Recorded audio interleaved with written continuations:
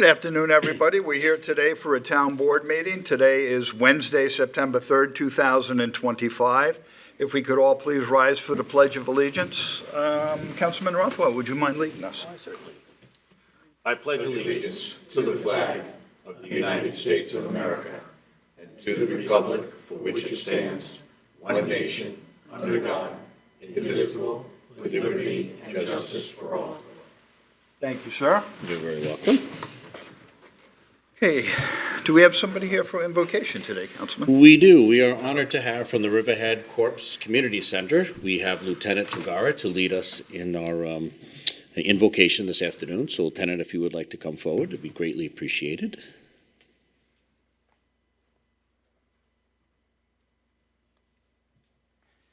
Good afternoon. Good afternoon. Let us pray. Almighty God, we gather here this afternoon with grateful hearts for the gift of community. This town, with its people, history, and promises, is more than just a collection of buildings and roads. It is a home, a place where lives are woven together in friendship, responsibility, and hope.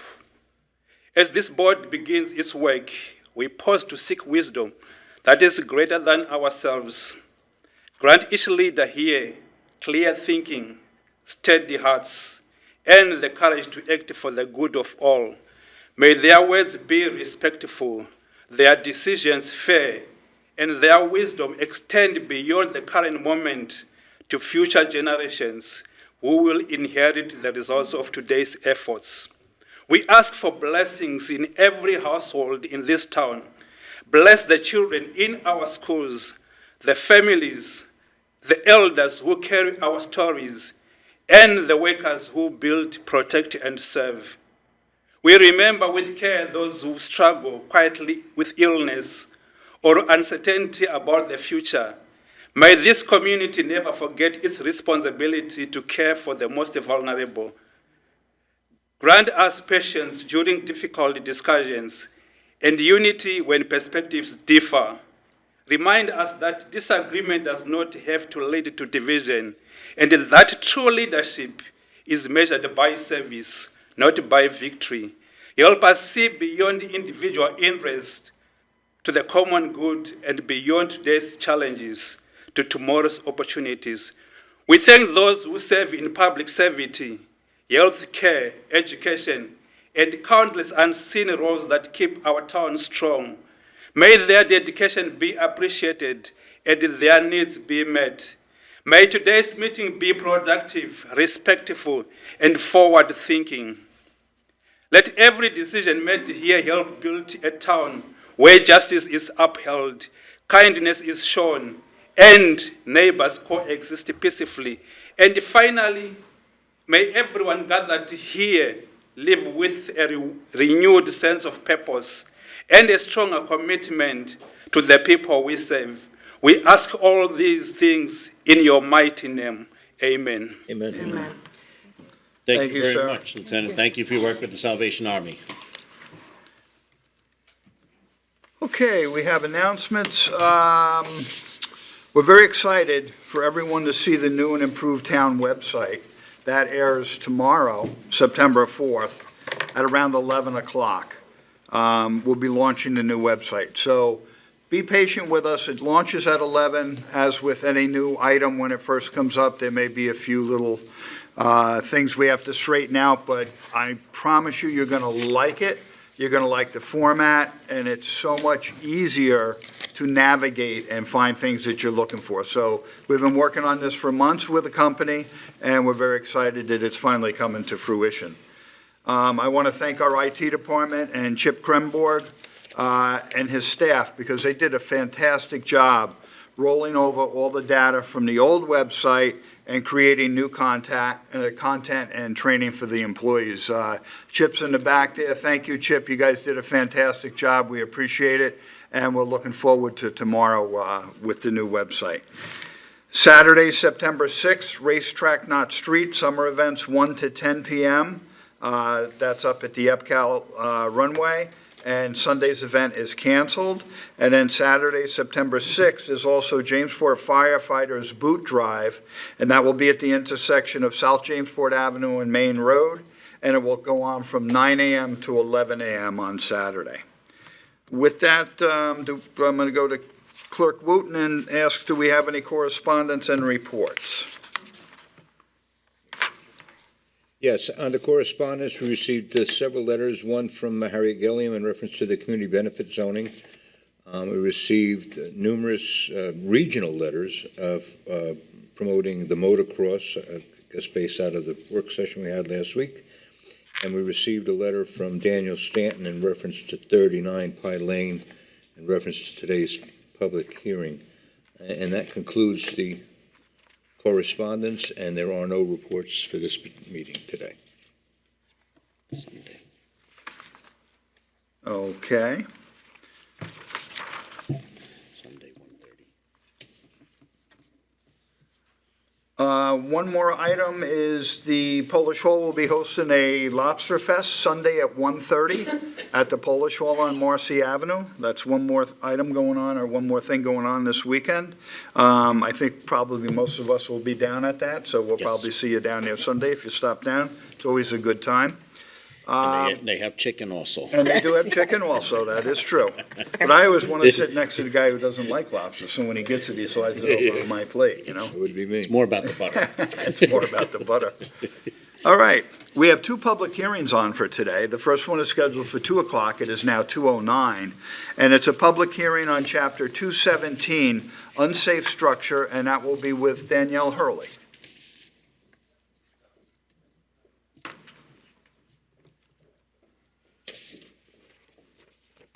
Good afternoon, members Good of the town afternoon. board. If I could call to the table Officer Hernan Ruales and Kenneth Tusta.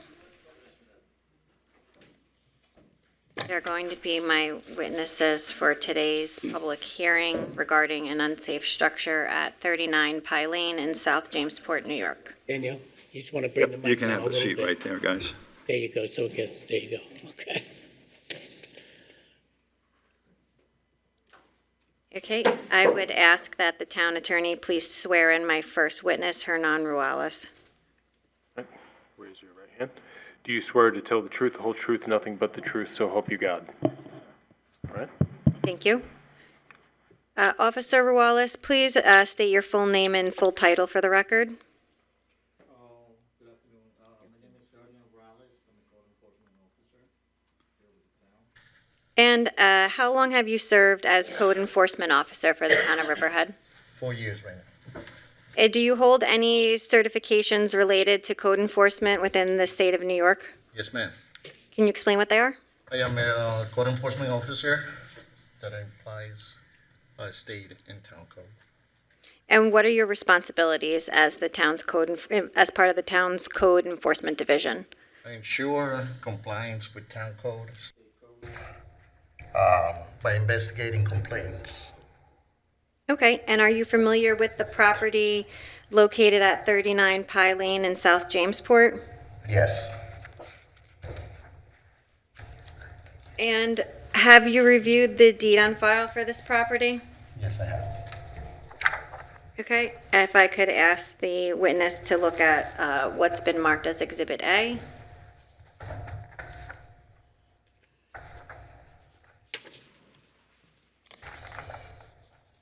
Officer Ruales, can you explain what the document is in front of you? This is the deed for the property, 39 Pie. And is it a true and, as to your knowledge, is it a true and accurate copy of the deed? Yes, it is. And who is the current record owner? Oh, the current owner is Wenley King Trust with Danielle Being Wenley listed as the trustee. Okay, and do you know who the prior owner was? My understanding it was Andrew Wendling. Now the gentleman is deceased. Okay, thank you. And if I could have you hand that up to the town attorney, who will then hand it to all the members of the town board before being held by the town clerk, and I ask that it be recorded into the record. Okay, Officer Ruelas, approximately when did the town start receiving complaints about this property? Oh, I've been handling personally this complaint since 2024, but our record shows that it's been even before that, since as far as back as 2017. And what was the gist of those complaints? Oh, the complaints were about abandoned property, dilapidated structure. Okay. And aside from the unsafe structure before us, have you issued any other notices of violation for this property? Yes, I have. And what was that? One was a blighted property and also property maintenance. And who were those issued to? It was issued to the owner, Danielle Wendley. Okay. What was the total point value assigned in that blighted property evaluation? The total came out to 570 points, which is over the threshold of 100. Okay, so the threshold is 100 points? Yes, ma'am. Okay. After you mailed the notice to Danielle Sabina Wendling trustee, did she respond to that notice at all? We have been in communication, via email, and that was about it. And what did she say in that email? Just to get information about how she can clean up the property, which ways can we go to help her out. And did she mention where she resides at all? Yes, she resides in Germany. Okay. And did you observe any activity on the site following your communication with her? Yes, I have. I did see a contractor cleaning up the property, but also doing work on the structure. And would you say that was around September of 2024? Yes. Okay. And did that work that you saw the contractor do, did that correct the blighted condition of the property? Partially, it did. Just on the property maintenance area. So is it safe to assume it would be above the 100-point threshold still at that time? Yes, ma'am. Had there been any contact from Ms. Wendling regarding this event? Just few emails, again, asking which way we can help her out. Okay. And did there come a time when you observed unpermitted structural work being performed on the property? Yes, I did. And when was that? That was about September 2024. I met the contractor on site, again, doing some work on the blighting conditions of the property. And do you know who was performing the work at that time? Yes, the gentleman's name was, his name was Jack Thomas Halpin, who was working for Coastal Primary Properties Management, LLC. He stated that he was hired by the owner. And what kind of work was he doing? He was doing structural repairs to the building without permits. Were appearance tickets issued in relation to this work that was done without permits? Yes, he was. He was issued to the contractor. And what happened after that? Was the matter brought to justice court? Yes, as far as I know, it's still in the justice court, but there's still no building permit or any site plan with building. And with respect to the unsafe structure before us today, did you conduct another inspection of the structure? Yes, I did. And when was that? This was around May 14, 2025. And was anyone with you? Yes, I was with the town engineer, Ken Testa. And what was the result of that inspection? The structure at the moment was deemed unsafe by myself and Mr. Testa. And did you post a notice of unsafe structure on the property pursuant to town code? Yes, I did.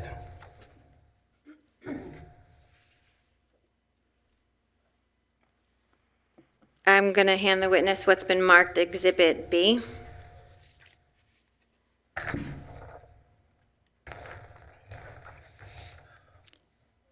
Officer Wallace, can you explain the document that's before you? Yes, Exhibit B is the notice of posting notices for unsafe structure. And is this a true and accurate copy of the notice you prepared? Yes, they are. And what date did you post this notice?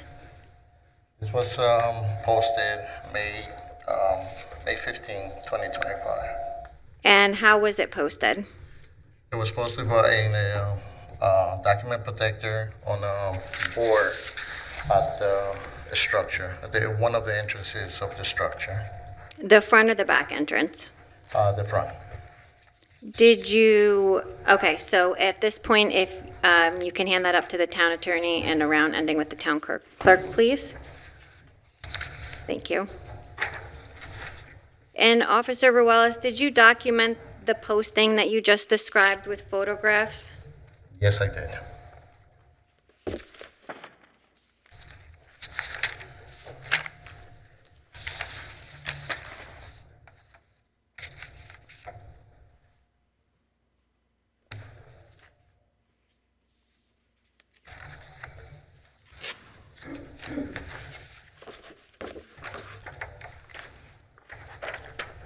I'm handing, hold on one second, sorry.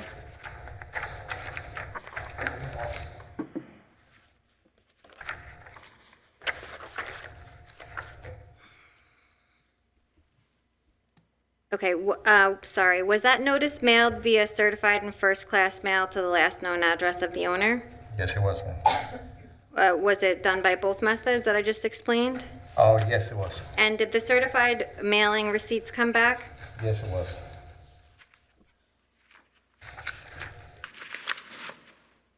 Okay, I'm handing the witness what's been marked as Exhibit C.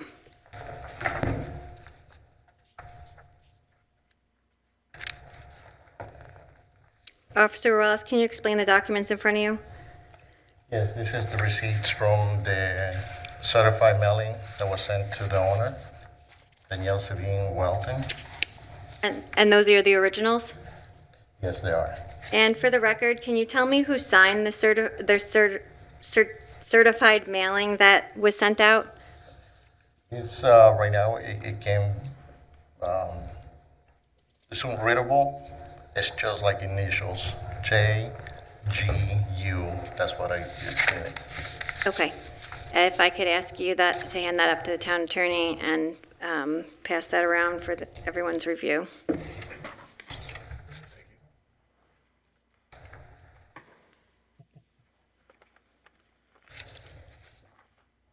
Officer Ruelas, after that, did the town board adopt a resolution to schedule a public hearing regarding this matter? Yes, it was. And what date was that scheduled for? It was on August 5th, 2025.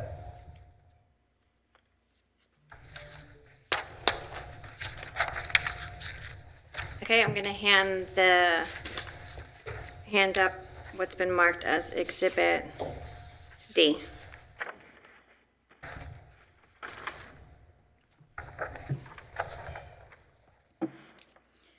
Officer Wallace, is this a true and accurate copy of the resolution you just mentioned? Yes, it is. And to your knowledge, was the notice of the public hearing published by the town clerk? Yes, it was. And did you personally visit the property to post the public hearing notice? Yes, I did, ma'am. And when did you do that? The posting was, it was on August 6th, 2025. And where did you post that notice?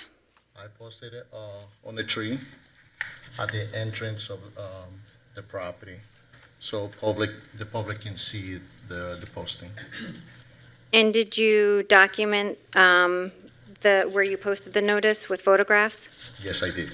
handing the witness what's been marked as Exhibit E. Sorry, if you could hand that exhibit around, thank you.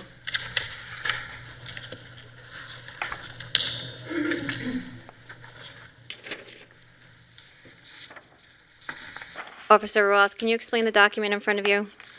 Yeah, this is a photograph of the posting on a tree at the entrance of the property.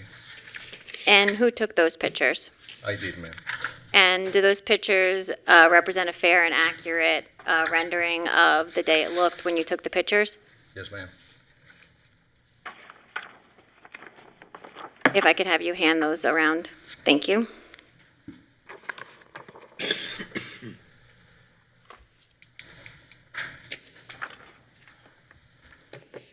Have there been any recent developments regarding your any new conversations with the owner of the property leading up to today's hearing? Yes, I emailed Mrs. Wendley on August 28, 25, after she contacted our office and spoke with our secretary, Pam Halls. She advised she advised us that she's currently living in Germany, and she's not able to be at the hearing today. Did you provide her with instructions on how to access the town board meeting via Zoom? Yes, I have. I provided the email, the link for the Zoom, and also the public hearing notice. And since then, has the town, since the initial complaint, has the town received any recent and new complaints regarding the property? Yes, we have. And what complaints was that? The property is still lack of maintenance, and also the unsafe structure. Did you receive any complaints from a neighboring property owner? Yes, we did. We received a complaint, a concern from neighbors in the area. And what were those concerns relating to? One was the structure, and also now we have the bulkheads of the property. And what's the issue with the bulkheads? The bulkheads are in disrepair conditions. That right now, at the moment, it represents a danger hazard for the public in the neighborhood. And you know this because you visited the property after the neighbor's complaint? Yes. When did you visit? We visited that on August 28, 2025, with town engineer Ken Testa. And based on that inspection, do you believe the conditions constitute an unsafe structure pursuant to Riverhead Town Code? Yes, ma'am.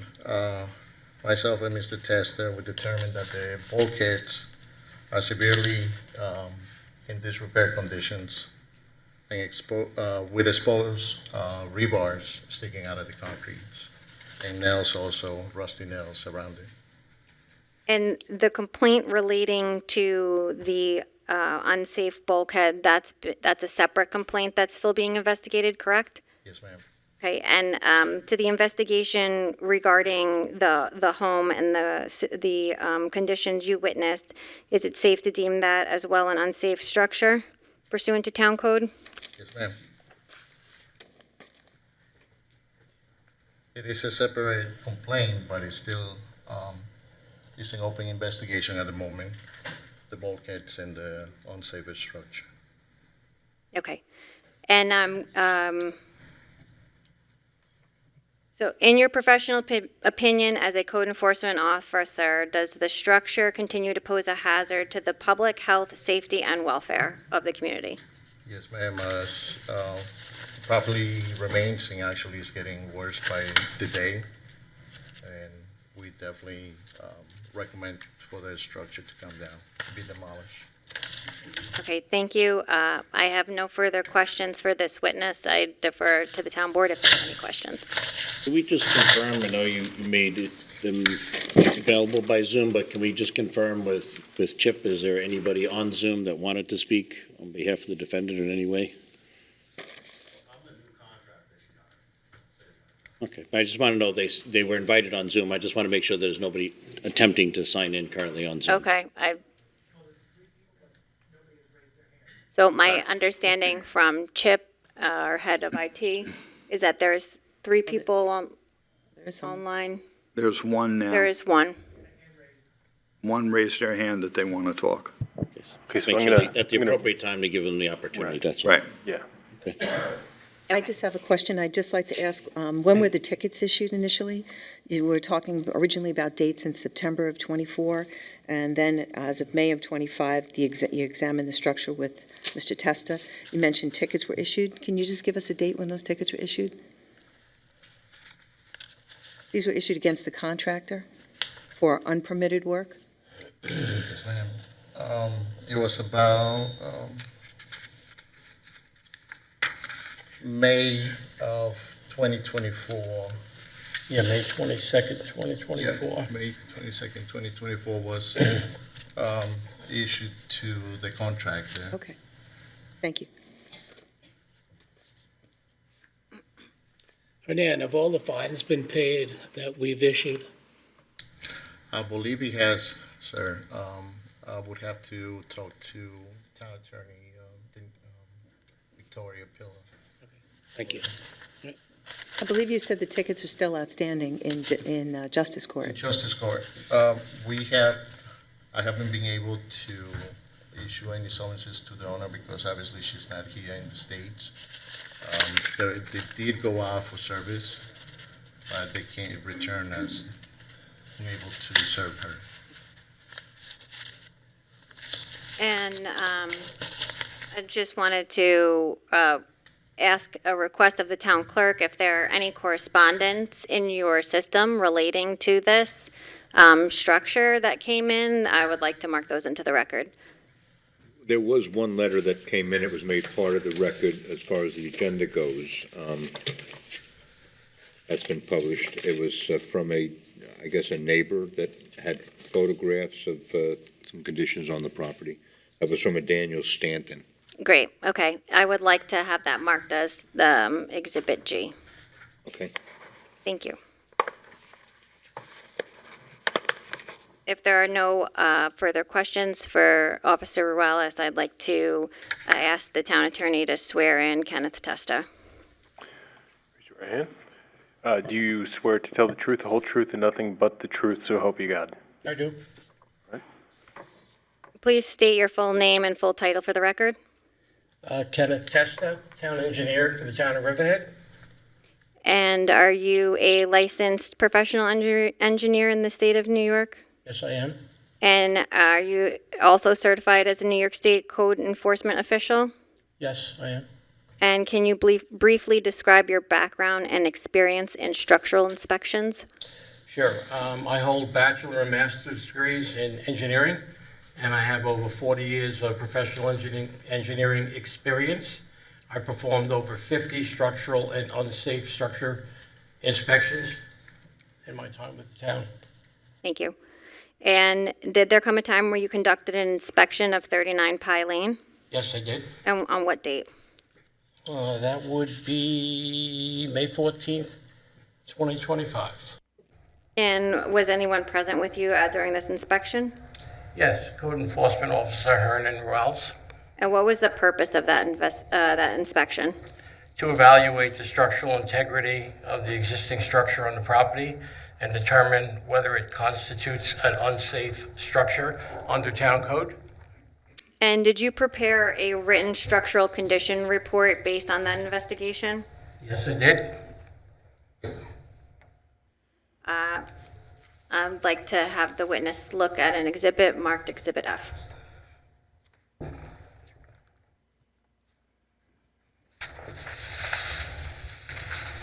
Mr. Testa, can you explain the document in front of you? Yes, this is the structural condition report that I prepared after my inspection of the property. And do you have copies to provide to the members of the town board today? I do.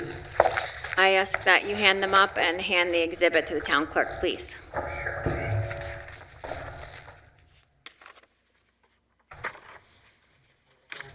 How many copies do you have? Okay, I'll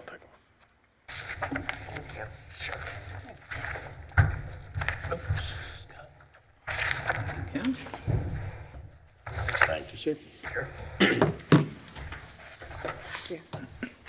Thank you, Mr. Thank you.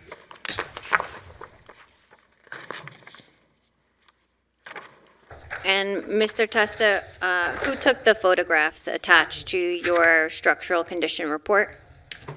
Sorry, who took the photographs? I did.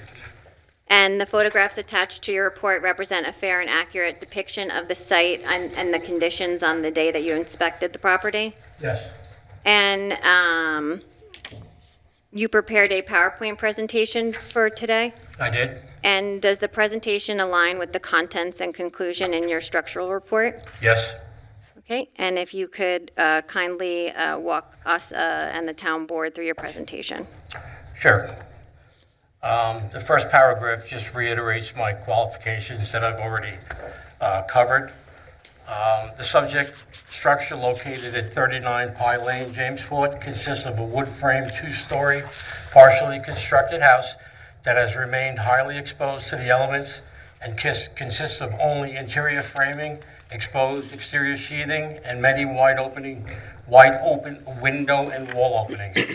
The detailed inspection was performed at the request of the Town Attorney's Office of Code Enforcement due to concerns regarding the potentially unsafe existing condition of the structure and surrounding property, which is posing a public safety hazard. The structure is located in a residential neighborhood and remains unoccupied and only partially constructed. Nearly the entire south face of the house is wide open to the elements, posing a serious risk of wind uplift on the roof and walls, which could result in flying debris in a high wind event. The house is also clearly in a state of structural instability with wide openings in walls, temporary bracing of internal structural members, and signs of non-code compliant methods of construction. And I referenced the photos, which we'll go through in a minute. The extensive openings in the building walls are exposing the structure and the interior and external lumber components to rain, snow, and wind, as well as unauthorized access by neighbors, neighborhood children, and or vagrants, thereby posing a serious risk of injury. There are clear signs of water absorption into wood sheathing and timbers within this structure, which makes any reuse of these timbers and wood components impractical. In addition, should this vacant, partially constructed structure catch fire due to trespassers, vandalism, lightning, or other sources of ignition, the neighboring home, which is in close proximity, and again, I reference photographs, which we'll go through, to this structure could be endangered along with any emergency service workers responding to such an event. There is also evidence that the brick chimney on this structure is not adequately secured to the sheathing or framing, posing a hazard to the adjacent home.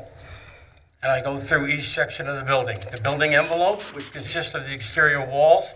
The building envelope consists of mainly exposed wood, plywood sheathing, which has remained exposed to the elements for several years, allowing water to penetrate the wood, causing buckling and delamination of the plywood. All 4 exterior walls have window openings that are allowing rain, snow, and wind, as well as vermin to enter, and also creates the potential for neighborhood children or others to gain access to the very dangerous interior of the structure where there are fall and other injury risks.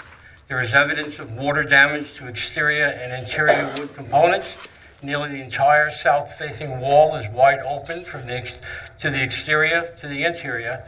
This poses a serious risk of wind damage in a high wind event, such as a hurricane or severe thunderstorm.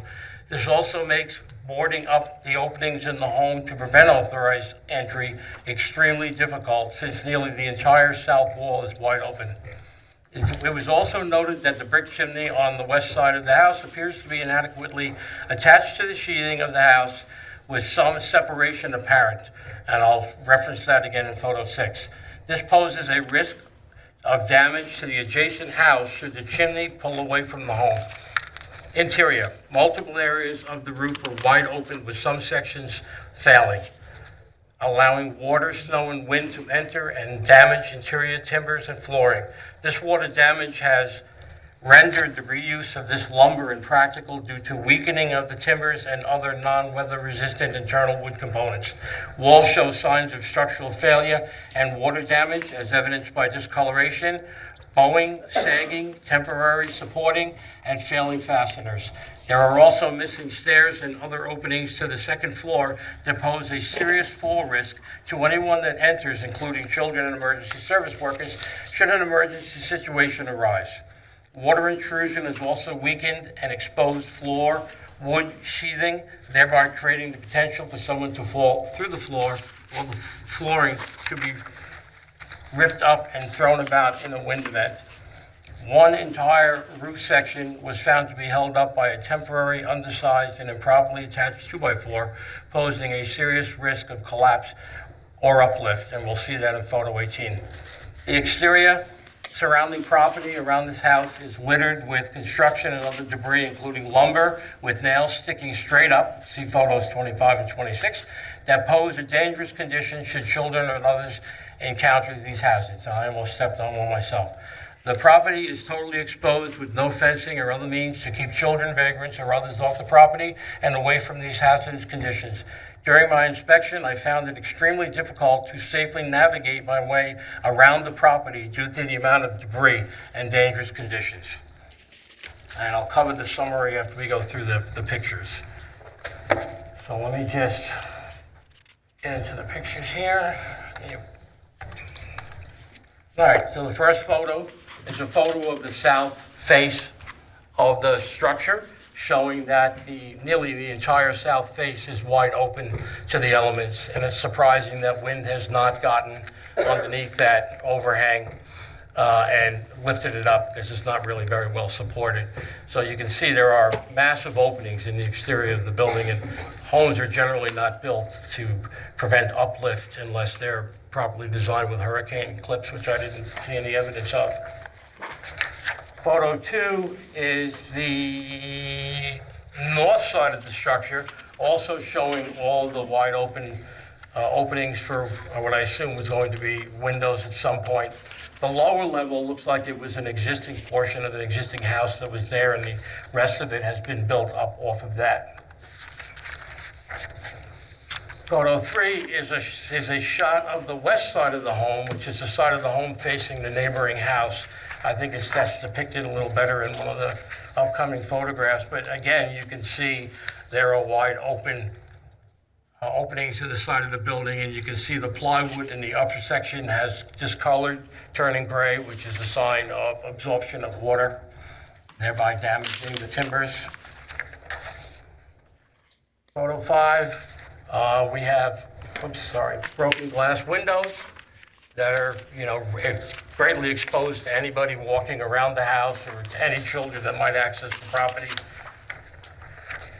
Photo 6 shows the neighboring house's close proximity on the west side of the structure, and if you can take a look at the where I highlighted it in red, it's pretty evident that the chimney is really not very well attached to the sheathing on the side of the house.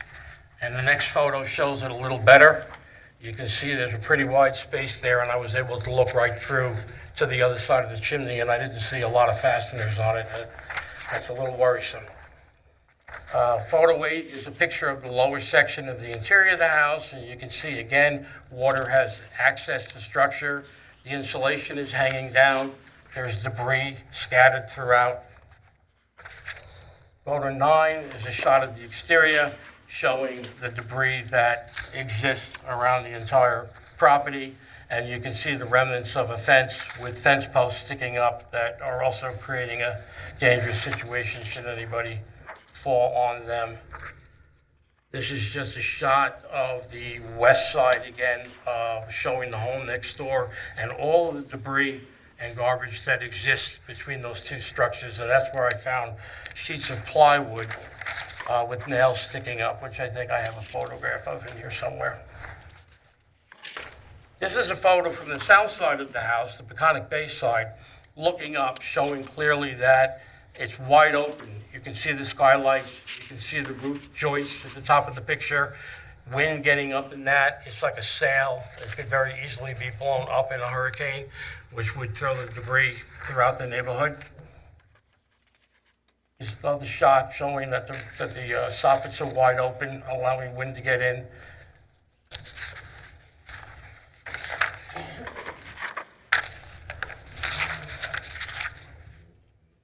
keep up with myself here. There we go. This is another view. This is a view showing the openings in the wall as well as the wide open to the sky of the roof. Wide open. You can see a portion of the roof in the window around midway where it's not really adequately attached to the rest of the structure.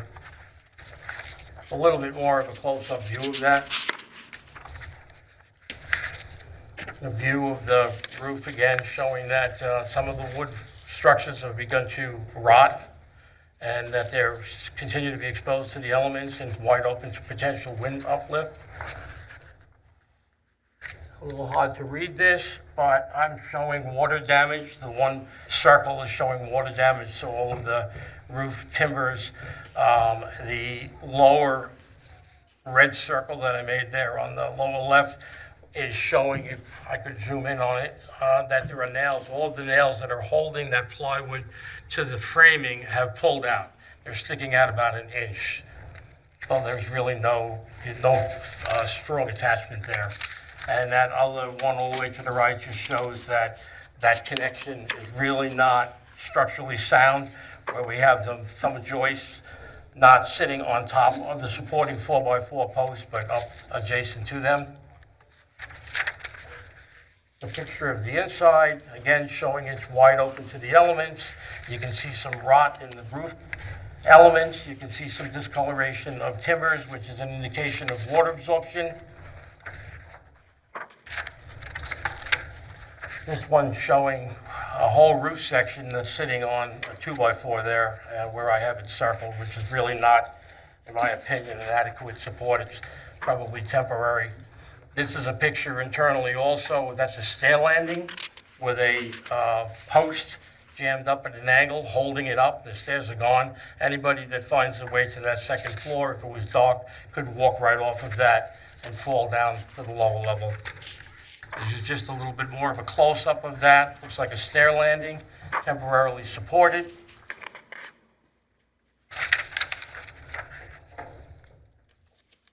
This one is showing again, another shot on the lower right of that temporary support on the stair landing. And the one on the top is just showing again that that whole roof section is sitting on a 2x4. This picture is showing some, what I would consider, non-code compliant construction. There's tongue and groove rotting flooring underneath OSB plywood type flooring. So if that lower tongue and groove continues to rot, the floor will become soft and spongy. It's not really going to properly support the walls that's going to sit on top of it. And there's a joint in two of the side rafters there, side beams that are sitting on a piece of 4x4 that's split and rotting as well. Picture of the construction debris all around the property, blocks, ladders, rebar sticking up out of the ground.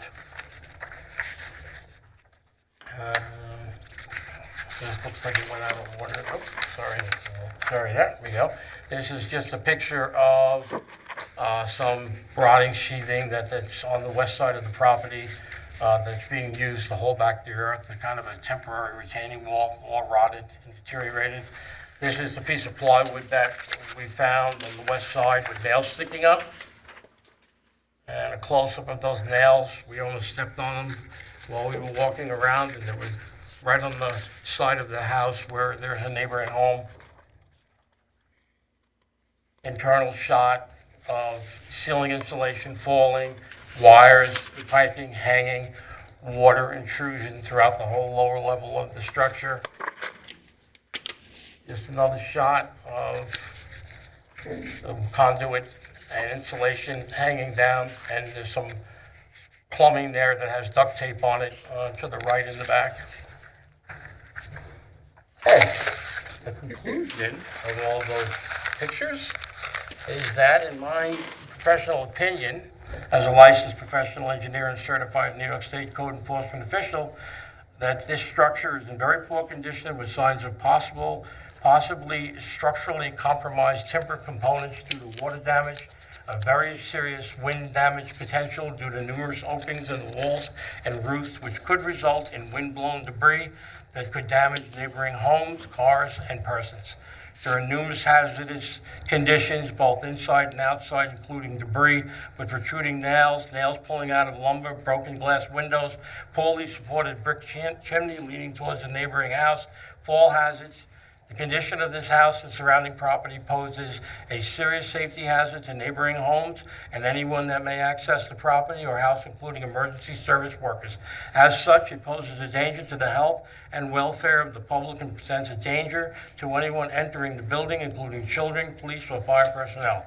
This structure also presents a public health hazard due to the potential for rodents and vagrants to enter and occupy the building, as well as the possibility of injury to emergency service workers should a need arise to access the building. It also poses a serious fire risk to neighboring houses should it catch fire due to lightning, squatting, or other possible sources of ignition. After careful inspection, it is my further opinion that the existing timbers in this structure are past the point of reuse, having been saturated with rainwater and snow. There are clear signs of water penetration into sheathing and timbers, which has degraded the structural strength and potential for reuse. And as such, it is my recommendation that this structure be demolished and the site be cleared of any and all debris as soon as possible. And then the last page is just my certification. Thank you, Mr. Testa. Just following up, did you also accompany Officer Ruelas on August 28th, 2025 to inspect the bulkheading and electrical? I did. And what was your determination from that inspection? The bulkheading was found to be in a serious state of deterioration, exposed tie rods, exposed bolts, rotted timbers and pilings. I have some pictures if you would like me to blow through them quickly. Yes, I would. Very quickly. Yes? Yes. Yes? Okay, I won't belabor them, but you'll get a pretty good sense of. All right, let's see if I can do this. Slideshow from beginning.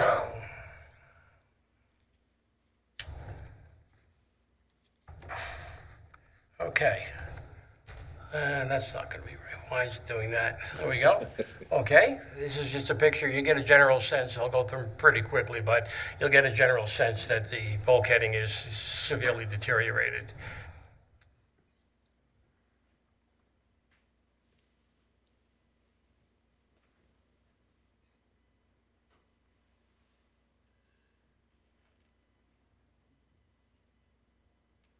That piling is pretty much, completely rotted out.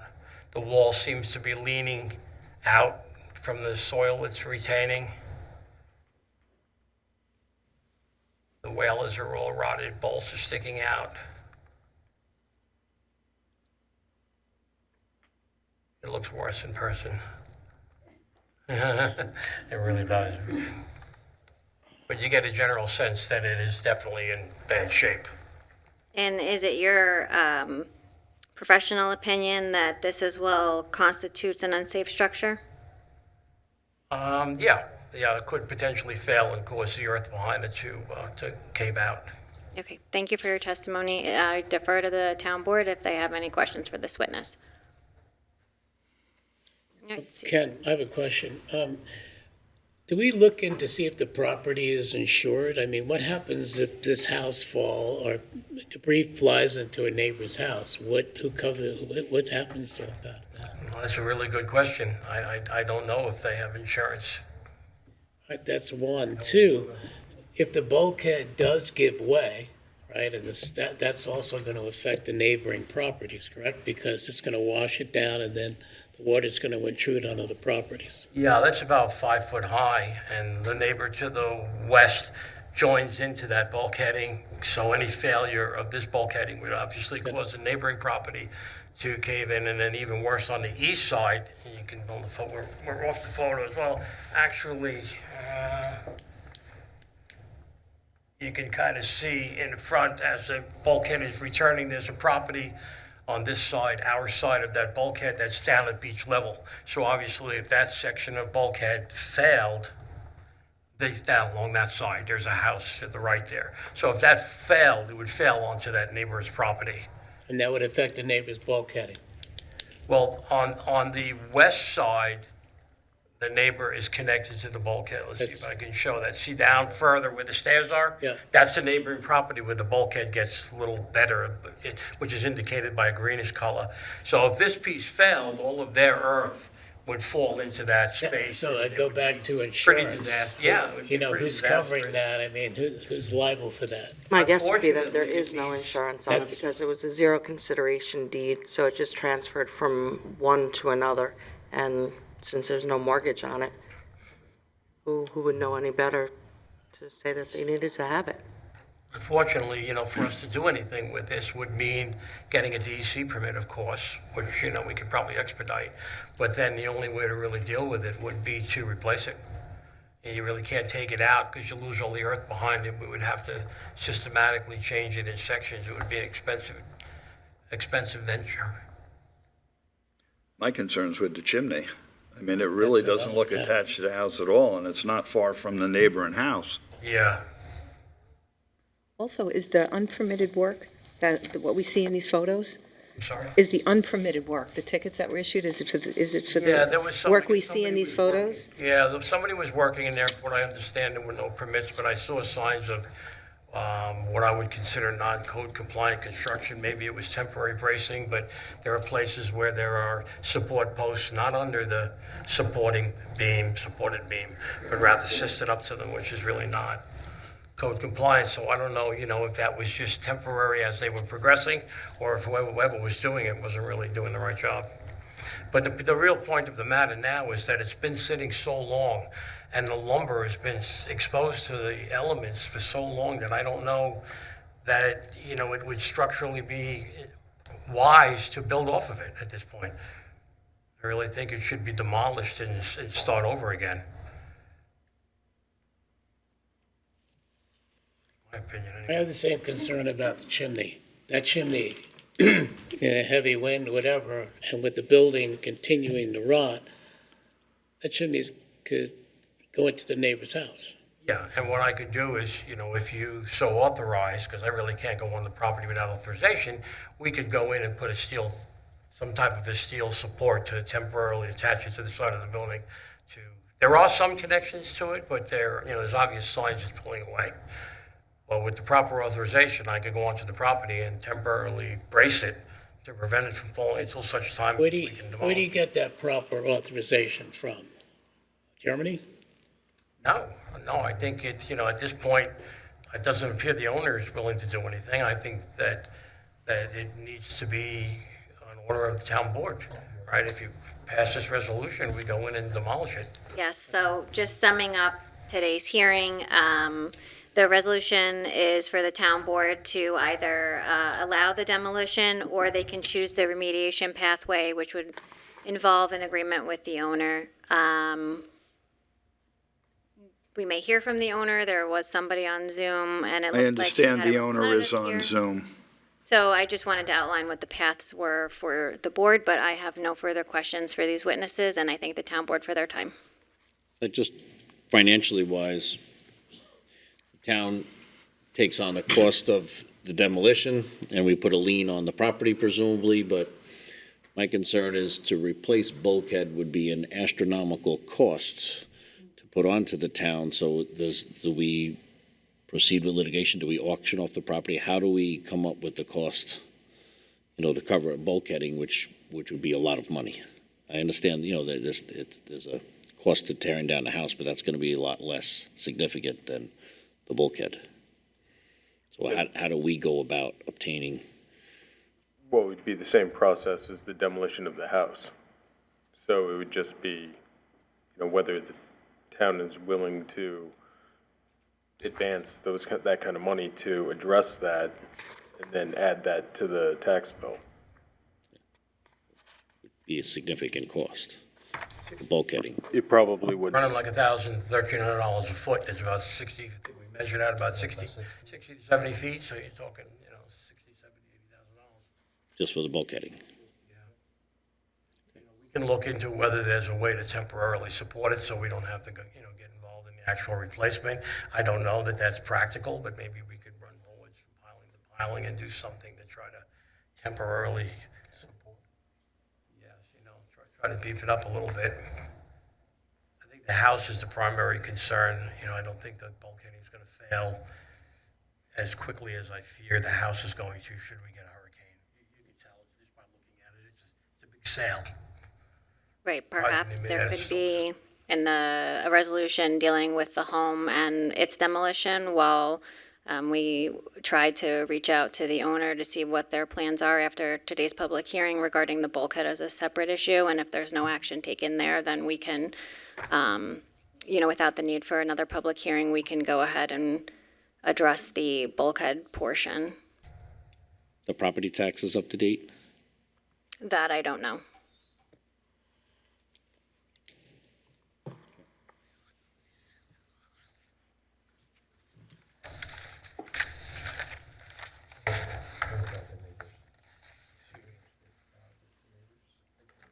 So just on the property tax issue, what I'll say is, whether the owner pays it or whether, if it's deficient and the owner doesn't pay it, the county actually pays it, and then the county will place a tax lien on the property. So the taxes themselves aren't really a major concern of the town. Well, it's just a horrible eyesight for the neighbors immediately next to it to have to look at that for how many years now? Looks like 20 to me. Horrible. Or more. I've seen it from the water by boat, and I feel very sorry for you. Right. Not to mention how dangerous it looks and how dangerous it was for you guys to go inside that building. I don't know if I would have ever even walked in there with that propped up with that beam like that. That was very dangerous. The other concern is also in close proximity to a public beach. Mm-hmm. Yes, with children, yeah. Children, Mm-hmm. Yes. Oh, they were all right there in the photos. Does the owner, have they given you any indication that they want to do something about this, or that they're abandoning this? Well, the owner's on, right? Owner's on the phone, on the Zoom. Oh, they're from the owner. The taxes are paid. They are paid. So if the supervisor would like to open it up to comments from the Zoom and the public. I think specifically, let's go to anybody here on behalf of the owner herself, if they'd like to be heard on this, and then we'll turn it over to open comment. Okay. Sure, you can come up. So, my name's Andrew. On record, I own PSI Construction and Restoration. The owner has asked me to come today. Literally, I'm walking into a mess, as you guys can tell, to see if there was a way that we could expedite permits to basically strip the structure down to the bare foundation and then rebuild from there. Obviously, I know the rebuild permits, I'd have to apply for the permits, everything else, show my insurance, comp, licensing, and all that good stuff. Architect. But our plan was to take the structure back down to the foundation and then apply for all those permits so that the property would be not an eyesore to the community anymore. After I just evaluated the property the beginning of this week to see how bad it really was, and I mean, I don't disagree with the engineer's report at all. That chimney should be probably dismantled back down to the base and the whole house. So the homeowner I know is willing to hire me to do that. So I just wanted to represent her and let you guys know. Just to be clear, the homeowner has not yet hired you though, right? She has not signed contract yet. So. Does that include the bulkhead as well? No. So I don't do bulkheading. That was just the housing structure. Well, we're going to need to know that she's making arrangements to shore up the bulkhead. So just one point that I'll make is the bulkheading wasn't formally part of this notice. This was just relative to the structure itself. So if we have to do something with the bulkheading subsequently, we'll have to notice that separately and have a separate hearing on it. This is just sort of a collateral discussion overall as to the condition of the property. And then could you just spell your last name for me? SUNYAR. Okay, thank you. You're welcome, sir. Have you done other work for the property owner? No. Where's but- your business located? So I'm at 198 Church Drive, Mastic Beach, New York, is where the office is located. But we do work all throughout Suffolk, Nassau, Southampton, East Quogue. We've built homes. So I'm up to date with everything the engineer said: hurricane clips, tie down, hold downs, all the structural codes that would be needed to build a house on the water. What's holding up the signing of the contract to do the demo? So this happened at such a fast pace because of communication with her being in Germany. The time difference, we've been going back and forth via email. I literally got out to the property on Tuesday to look at it. She reached out to me Friday. And this way I could give her an adequate, estimate and report based off of what I thought as well. So how quickly do you think you could get a demolition permit together? I could file for it probably by the end of this week, have all the documents in place. It's just a matter of approvals, If I got an approval right away, we could start dismantling it because you're not going to want to take a machine in there to rip that down. It's too close to the surrounding properties. You're going to want to take it off systematically, roof, side walls on the second floor, chimney comes down to the second floor level, first floor comes out, chimney comes off completely. Then you're left with the foundation. And then get a building permit and architectural plans approved to, start right from the foundation all the way back up. It seems like this was all started with someone else a year ago, Yeah, I don't know the And- other contractor. and then that fell apart. Yeah, I don't know. I think he was inadequately insured and apparently not licensed in any way, shape, or form. So for Mr. Testa, would demolition down to foundation be sufficient to address this, or did you also have separate concerns as to the foundation? The foundation seemed to be structurally sound. Okay. Issues with the foundation. No, it's just the windows in the front, like you showed, they're broken. They're the old louvered style windows. They need to come out.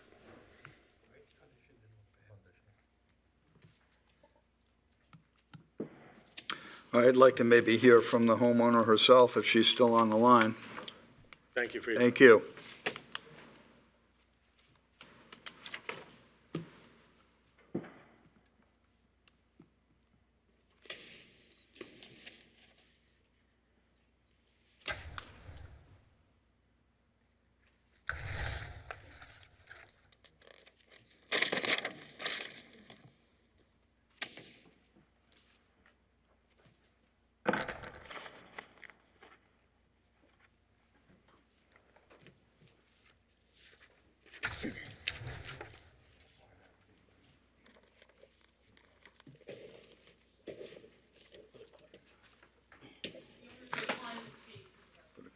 I'm sorry?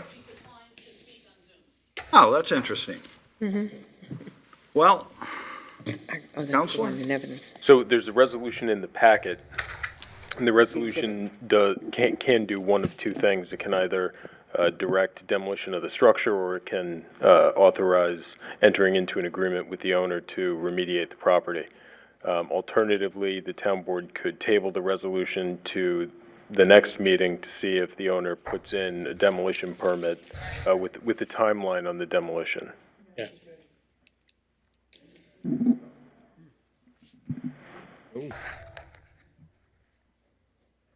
is she on to speak? Okay, ma'am, state your name. Hello, I'm Danielle Wendling-Keim. Okay, and what would you like to tell us? So actually, this property belonged to my father, who has passed away, and after his will was probated, which took very long, I started to try to renovate this property, this house. And in July 24, I met with Mr. Ruales at the property. And at that time, the house was not in good shape, but it was completely dry. And we could walk up the stairs, and the roof was it was raining on that day when we went there, and the house was dry inside. And I hired Coastal Premier Management to clear the property surroundings, to clear the yard, and to reconstruct the house. And I asked him about the permits, and he said for anything that he needs permits, he has them. And then in December 2024, there was the stop work order. And he told me that he left the house completely as it was because he was told to leave. And that's why everything was left open without any wrapping and any protection for the house. And until the hearing in April, he told me that he cannot go back to the property and nobody can do anything because there are no permits. So I waited for the hearing, and after that, he told me that he was trying to get permits and he was trying to submit the permits. And then he said he was going to try to do this with somebody else.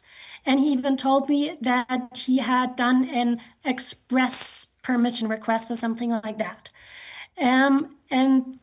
I actually had also contacted Mr. Ruales in May because he had told me about some kind of summoning and I didn't even know that there was another inspection in May. And I never got any report or any notification of the second inspection in May.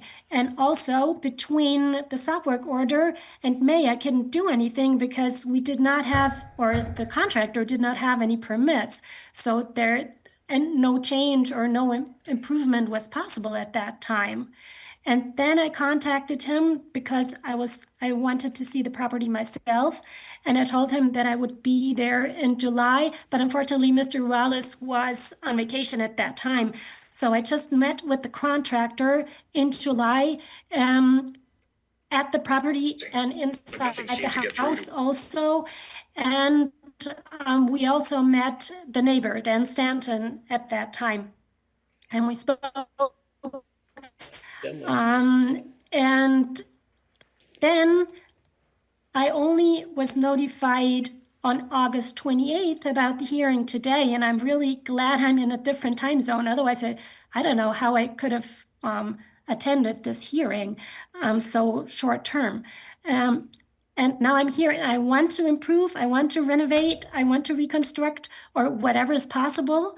But of course, I'm not an engineer. And when the contractor tells me he has done the siding and next step is the windows and whatever, then I have to believe him because, and that's what I did. And then he worked without permits, and then there was the stop work order. And that's why since December, nothing has happened because there are no permits. And yeah, and he has sent me an email telling me he thinks it's not as bad as he thought, because I told him I think this will be terrible because since December with all the winter weather, it must be falling apart. But he said, well, no, it's not as bad as he thought. So when I saw it in July, of course I saw that it's open everywhere, but still I'm not an engineer. And I am willing to work on this property. And obviously I need someone else for help, like Mr. Andrew James, who just spoke. But also, I would be glad if I could get the report of the engineer who just spoke, who we're seeing, because the first contractor had told me that he did the siding and everything is not as bad. And I paid a lot of money for the work that obviously has not been done or has not been done correctly. Did you ever think to ask for a photo from the contractor to prove the work that they've done? Yes, and he has sent me photos, but of course, not from the outside, only from the inside. And I only saw from the inside or from the photos, it looked as it would be solid construction. What about all the tickets that were issued against you for the building? I did not receive any tickets, and this is, I mean, I did only get a photo of something that was posted on the building, and I got the notification of the stop work order from Mr. Ruales, but I did not get any tickets. And Mr. Ruales also told me that I did not get one notification. I think it was in May. And then I asked him to send them to me. I don't know, maybe he's not allowed to by email, I don't know, but he never sent the original letter. And I don't know why that did not work, because I do get my tax bills and they arrive here in Germany, and I also pay them, as you already noticed. But I did not get the tickets. I only got the stop work order in December, and now the notification last Friday, so that was way later than the public, on August 6th, as I just heard now. I only was notified on Friday that the hearing is, actually, I was notified that the hearing is yesterday, and yesterday I was notified that it's today. Ma'am, are you ready to demolish, to do the demo on the house? If that is what's necessary, yes. And you're ready to sign a contract with PSI and do this, like immediately? The house has to be demoed. Yes. Do you have insurance on the property? No.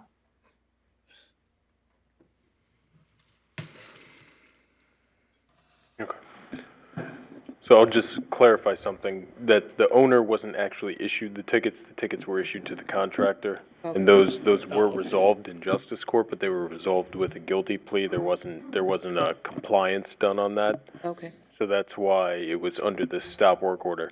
So, ma'am, did this contractor that you had before, did he at any point explain to you that he, either you needed to apply for the permits or he would apply for the permits on your behalf?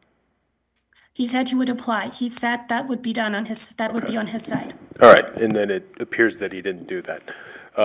So you're the trustee of a trust that owns the property, correct? Yeah. Are there any other beneficiaries for the trust? No. Okay. Is your plan to rebuild and move into the house, or rebuild and sell the house? Rebuild and rent. We lost you on volume. Answer again, please. Rebuild and rent. What'd she say? Rebuild and rent.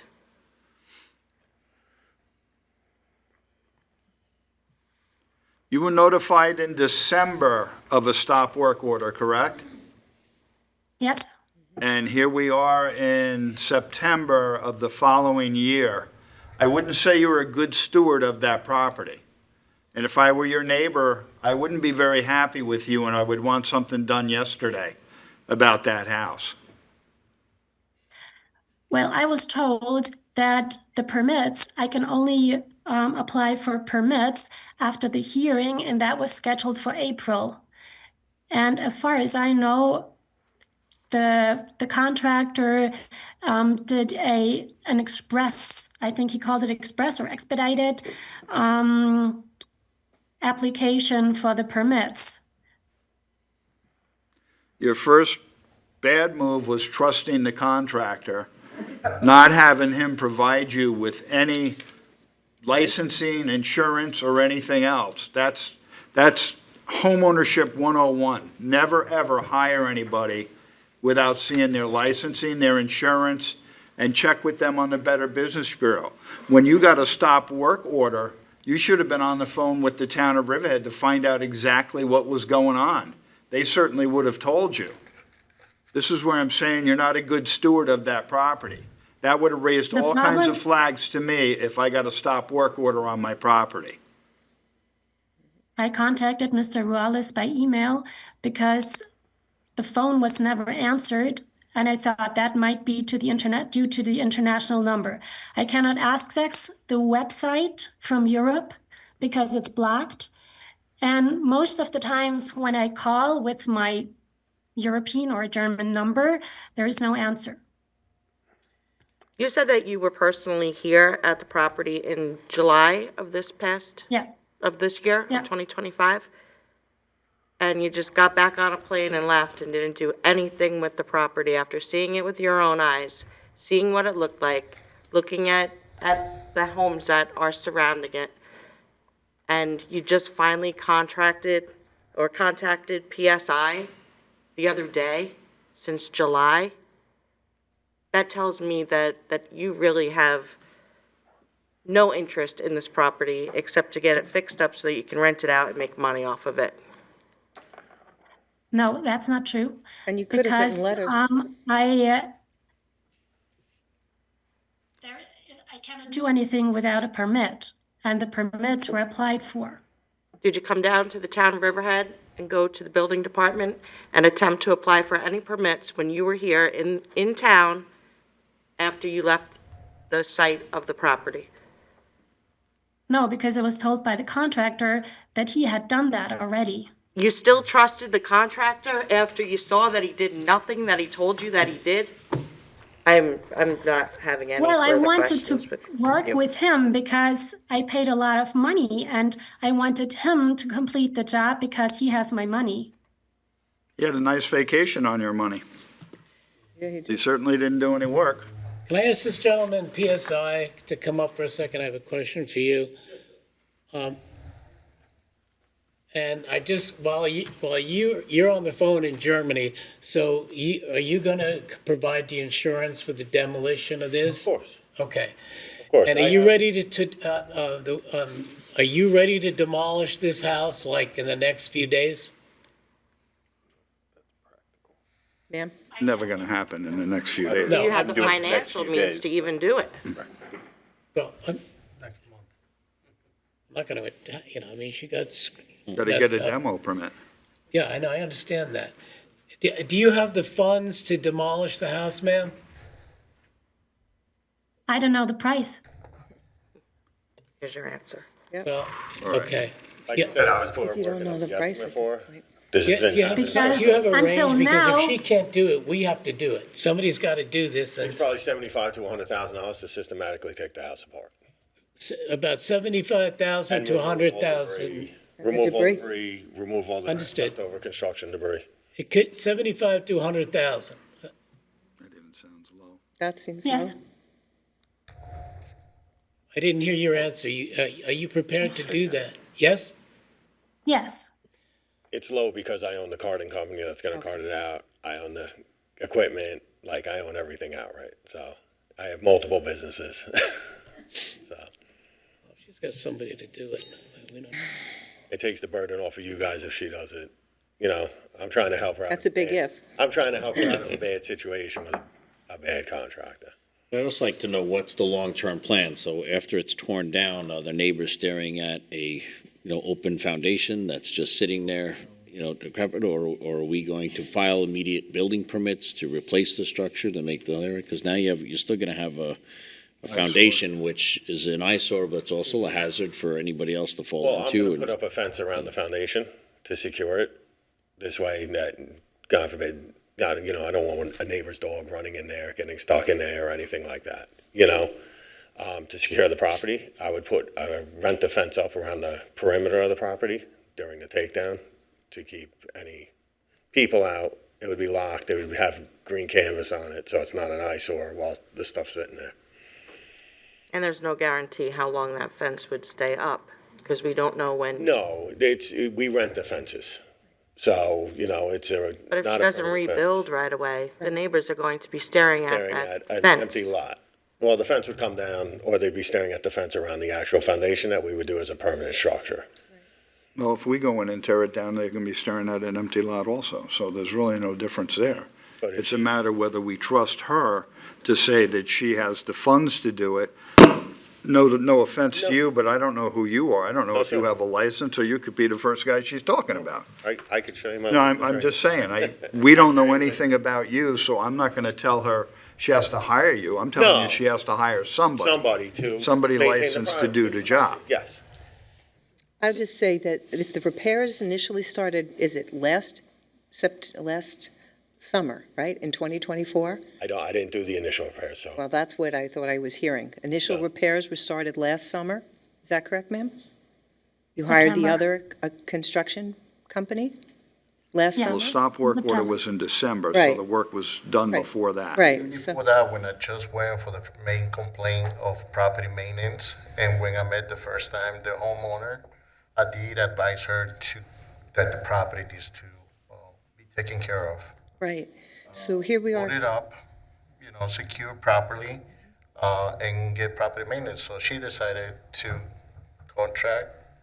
contact this contractor, which cleaned up the leaves and all the debris that was there and laid down sod. But after that, they decided to remodel the structure, putting trailers, dumpsters, ruined the whole thing. That's when I went back and did inspections, find out that he just gutted out the whole structure without permits. That's when I posted the stop work order. So to the town attorney, if we give them, a deadline to get this done, what's a reasonable deadline? Well, look, I mean, what I would suggest is, again, we either adopt the resolution which directs the demo, and if they get a demo permit in, before we do it ourselves, that's great. Or the resolution also authorizes an agreement for remediation of the property. Okay? Alternatively, you could table table the resolution to the next meeting to see if the demolition permit goes in. Those are really the board's options. And really what the board should be focusing on is the purpose of the public hearing is to determine whether this is an unsafe structure and whether it's so unsafe that the town needs to expend funds to take it down immediately because it poses a hazard to the community. It's not really so much on the end product. That's not really the purpose of the hearing, or to get a commitment from the owner as to what the final product's gonna be. If the property gets taken down to the foundation and it doesn't get reconstructed within a reasonable amount of time, we would go through this process again as to whether the open foundation is unsafe, and then we would backfill it, or something of that nature. I mean, I prefer us not doing it, but I'd also like to see that, we're giving them 5 days to file their permit, their demo permit, that they're making headway here. And you can informally impose that kind of deadline, at the time of your vote, if that's Okay. what you want to do. And then, at that point, then engineering would, go forward with the bid process. Ma'am, did you also have a property on Scallop Lane in South Jamesport that was similar to what happened here? I sold it. She sold it, I think she said. We couldn't hear you. What? I sold it. She sold it, she said. Did you have to do any renovations to that home? No, I sold it as is.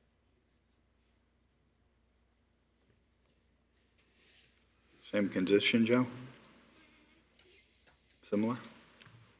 I'm not sure. Okay. Just leads me to think that she's not new to the process.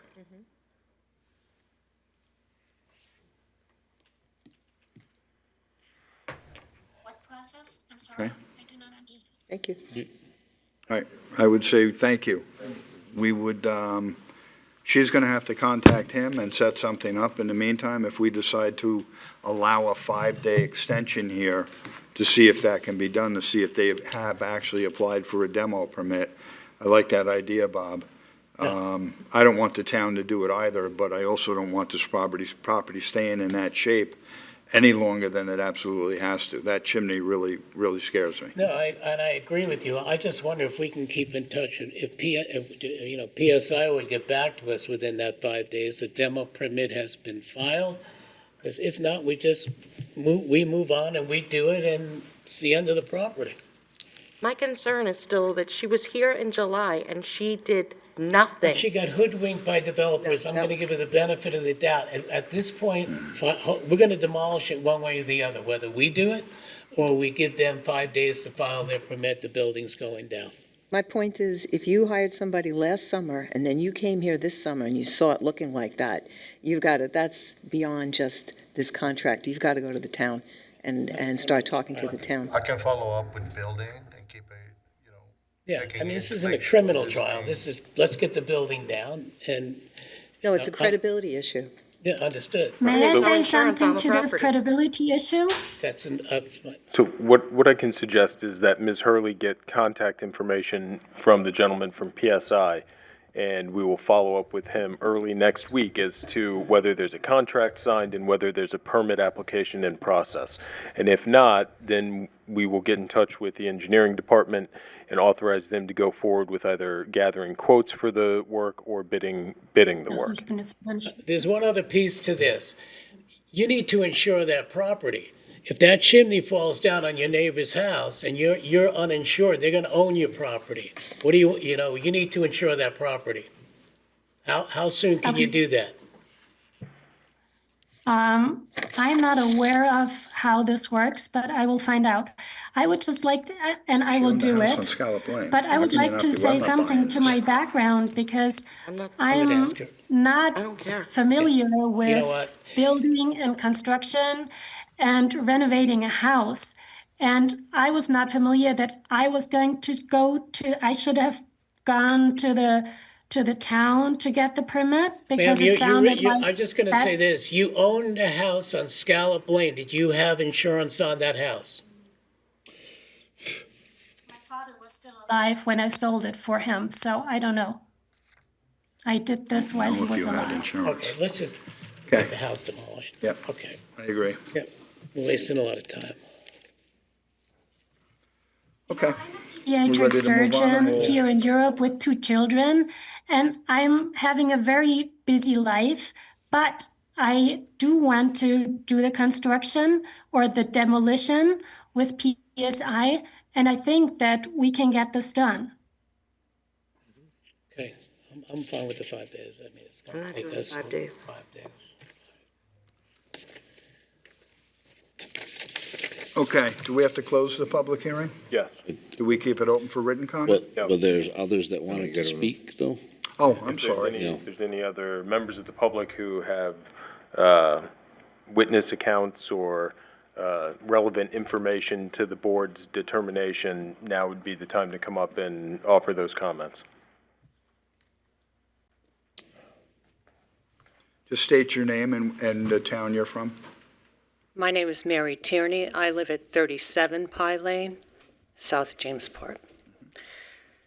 So as the code enforcer mentioned, we've been sending emails and pictures for years, but it wasn't until you were made town supervisor that things really started to happen. So we are grateful. Thank you. We have seen the code enforcer and the town's engineer doing their inspections of that home, and we've read their postings. So now everybody knows that if something bad happens there, people can't say we had no idea there were dangerous conditions, or we would be unable to envision what might happen there as a result of those conditions. We think that the risk of something bad happening there is real.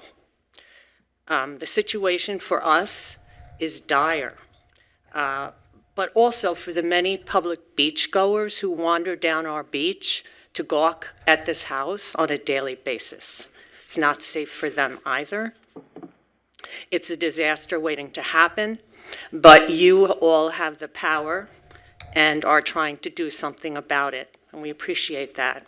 We're here today to urge the board not to wait any longer, not to approve any delays.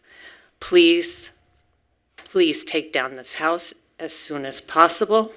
We do thank you for your time and efforts on our behalf. Ma'am, Mary, could I just- Mary, is your house on the chimney side of that house? No, I'm on the other side. That's you? Susan is there. Okay. Can I just ask you, you made complaints through code enforcement? I mean, this has been going on for years, you said? Yes. I'm just concerned, like, what was the lack of action on the town part? Like, why did this go on for so long?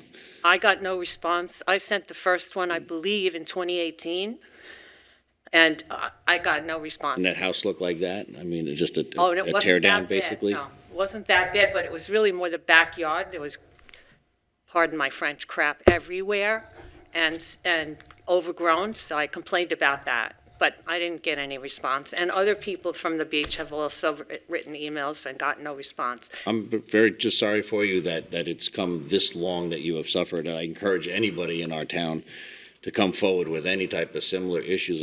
Come forward and speak to us, because I got a response from Mr. Hubbard the next day, the next morning. Yeah. So that was impressive. Thank you. Thank you. Sorry it took so long. Anybody else, ma'am? Hi, my name is Glita Baldini. I am one of the owners of the property at 43 Pie Lane. For historical reasons, I will tell you that I filed a written complaint in 2013. Had many conversations with one of your code enforcement officers who was helpful, polite, did everything that she apparently could do, and informed me at that time that really, since the house was not in this condition, the only thing that could be done was to have it boarded up so that it was safe. The bulkhead with the rebar sticking up, I'm sure Mr. Tester realized that what's under that rebar is, what's under the cement that the rebar is sticking up in is not dirt, it is concrete rubble. I think, as it seems we can all agree, the house needs to come down. I think either way, unless we have some firm commitment to rebuild it, we're going to be left with a hole in the ground, which will be less unsafe perhaps than what's there now, but is still going to be unsightly. So I think we need a plan that goes, I'm not trying to tell you guys your jobs, mind you, but I think we need a plan that goes further than tear it down, because that only solves part of the problem. I'd agree, Mr. Testa. Can they remove the foundation as a whole and like just level this property in terms of like, I'm not. That's normally what we do. When we do an unsafe structure, we would normally collapse the sanitary system, take out the foundation, and take all the debris. That's what I want it all gone, basically. Right? Pretty much, yeah, because, the foundation could leave a Yeah, dangerous I don't want a condition as fence well. sitting around there and then they're looking at that for years on end and nothing could happen. So let's scrape the whole property clean. Also, speaking as somebody who has a house on the beach, who did some construction, I'm going to say 10 years ago, maybe a little bit longer than that, which we kind of squared off a deck. It took us a year to get the DEC to give us a permit because apparently the dry area on the public beach side, I'm the last house before the public beach, the dry area on the public beach side is considered a wetland. So it was a year for the permit. And I assume that you may be looking at the same thing in terms of. Well, I think we can expedite that You can push because the it's a DEC danger, around. because it's a matter of safety, Okay. public safety. So I think we will be able to expedite and not have to wait the usual year or 2 years that it takes DEC for whatever reason to get their work done. I don't totally understand it, but we know that there's always a big log jam when it comes to the DEC. So I think, Ken, you mentioned it earlier that we could expedite that because of the necessity of needing to get it down before it falls down and hurts somebody. Yeah, there's an emergency permit process that the DC has where if there's an imminent danger, they allow the work to proceed, and then you follow up with all the Right. Okay. paperwork and the surveys and everything. So there is a process if it's Mm-hmm. All right, good. Hi, I'm Hi. Susan Stanton Lundstrom, and I live a few yards away from 39 Pie. You've covered everything. I really appreciate it. I had things written about how unsafe it is. It's gone from unsightly to dangerous, And we've been living with this for years. And I just would like you to note that this has been going on long before Dr. Wendling was ill, before he passed, before they had the will probate. It's been unmanageable for as long as I can remember. And, back to my parents' day, it was an issue. Right. Thank you very much for what you're doing. We really appreciate it. Thank you. Anybody else? Anybody online? Nobody online? Okay. Make a motion to close the public hearing. Second. All in favor? Aye. Aye. Okay, all opposed? Okay, the public hearing is closed, and it will now come up to us in the form of a resolution during our time with the town board meeting when we go over the resolutions very shortly. Okay? All right, we have one more public hearing to have, and it won't be nearly as long as this one, I promise you. It was scheduled for 2:05, it is now 3:38, and it's a public hearing amendment, Chapter 301, Article 56, Site Plan Review, and that will be with Councilor Pilo. Good afternoon. Good afternoon. So today we're proposing a local law to amend Chapter 301. It governs site plan approvals and the fines associated for those who violate the section of the code. This is just fines, not fees, so this is anyone that's in violation of a site plan or who doesn't have a site plan before they start construction. The fines were set many years ago. They're no longer an effective deterrent. So instead of it being a cost of business, we're increasing the fine to keep up with the times so that they better match the offense. So if anyone has any questions? What are we increasing it? The fines. Yes. For How much? Oh, okay. So it started, the floor was at 0, the max is at 1,000. It's now going to be, we propose for it to be, the floor to be at 500 and the max to be at 5,000. I thought it said 1,000 on here. Correct. Not to be less than Yeah, 1,000 and not more than Sorry, 5,000? I misspoke. Okay.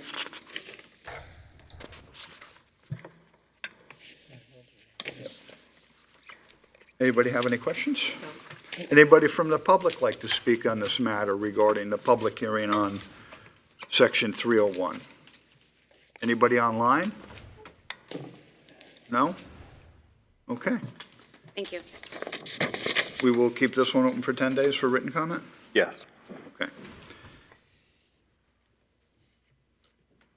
Okay, make a motion to close this public hearing and keep it open for 10 days for a written comment.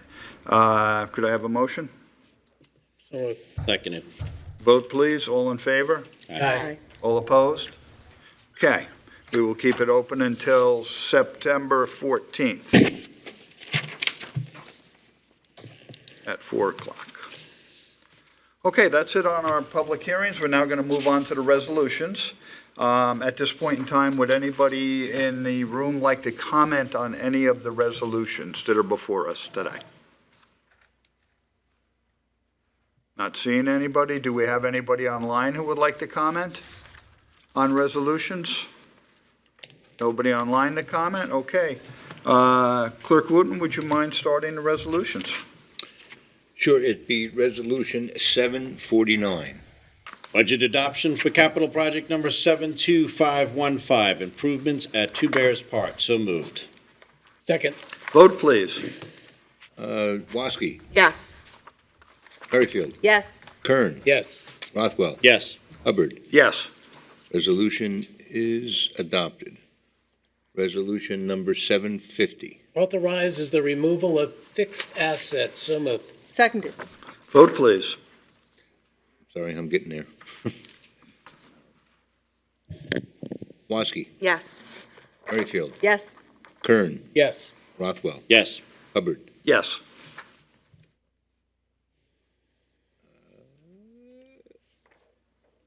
Motion is adopted. Resolution number 751.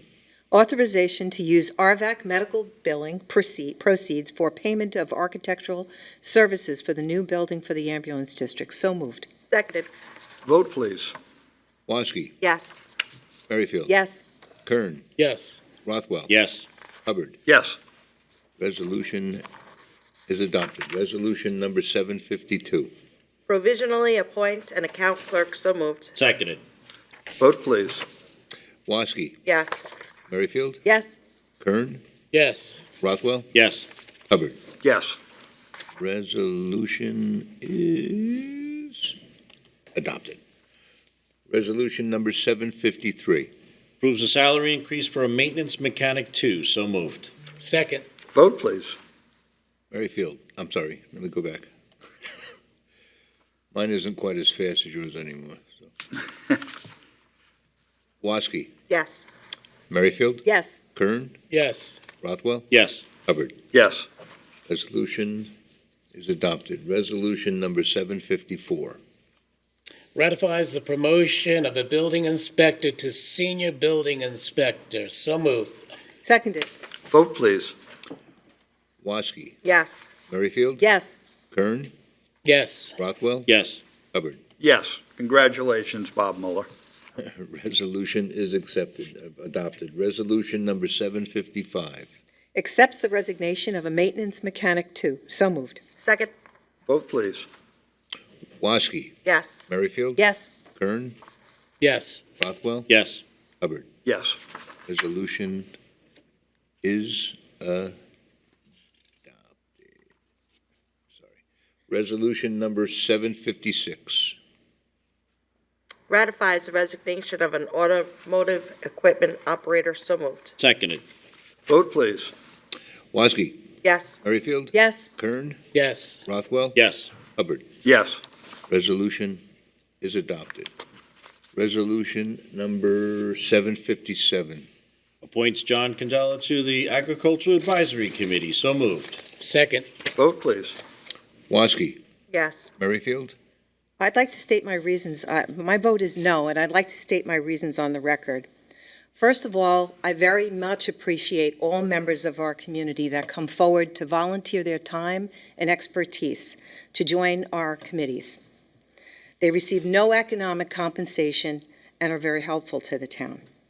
And I'd like to thank everybody who has done that, from the Anti-Litter Committee all the way to the Senior Citizens Committee. We have over 30 committees in this town.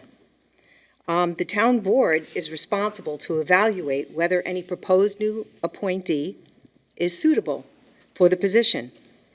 As a town board councilwoman, it's my responsibility to evaluate the credentials of a candidate, the experience in the field, and their utility, and their motivation for a position on any committee.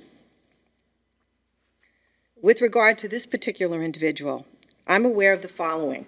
He has never sought a position on this committee before, that he has repeatedly sought the town board to intercede on his behalf personally to help his farm, Canzella's Farm, be released and extinguish a conservation law open space easement on 9 acres of property that he owns.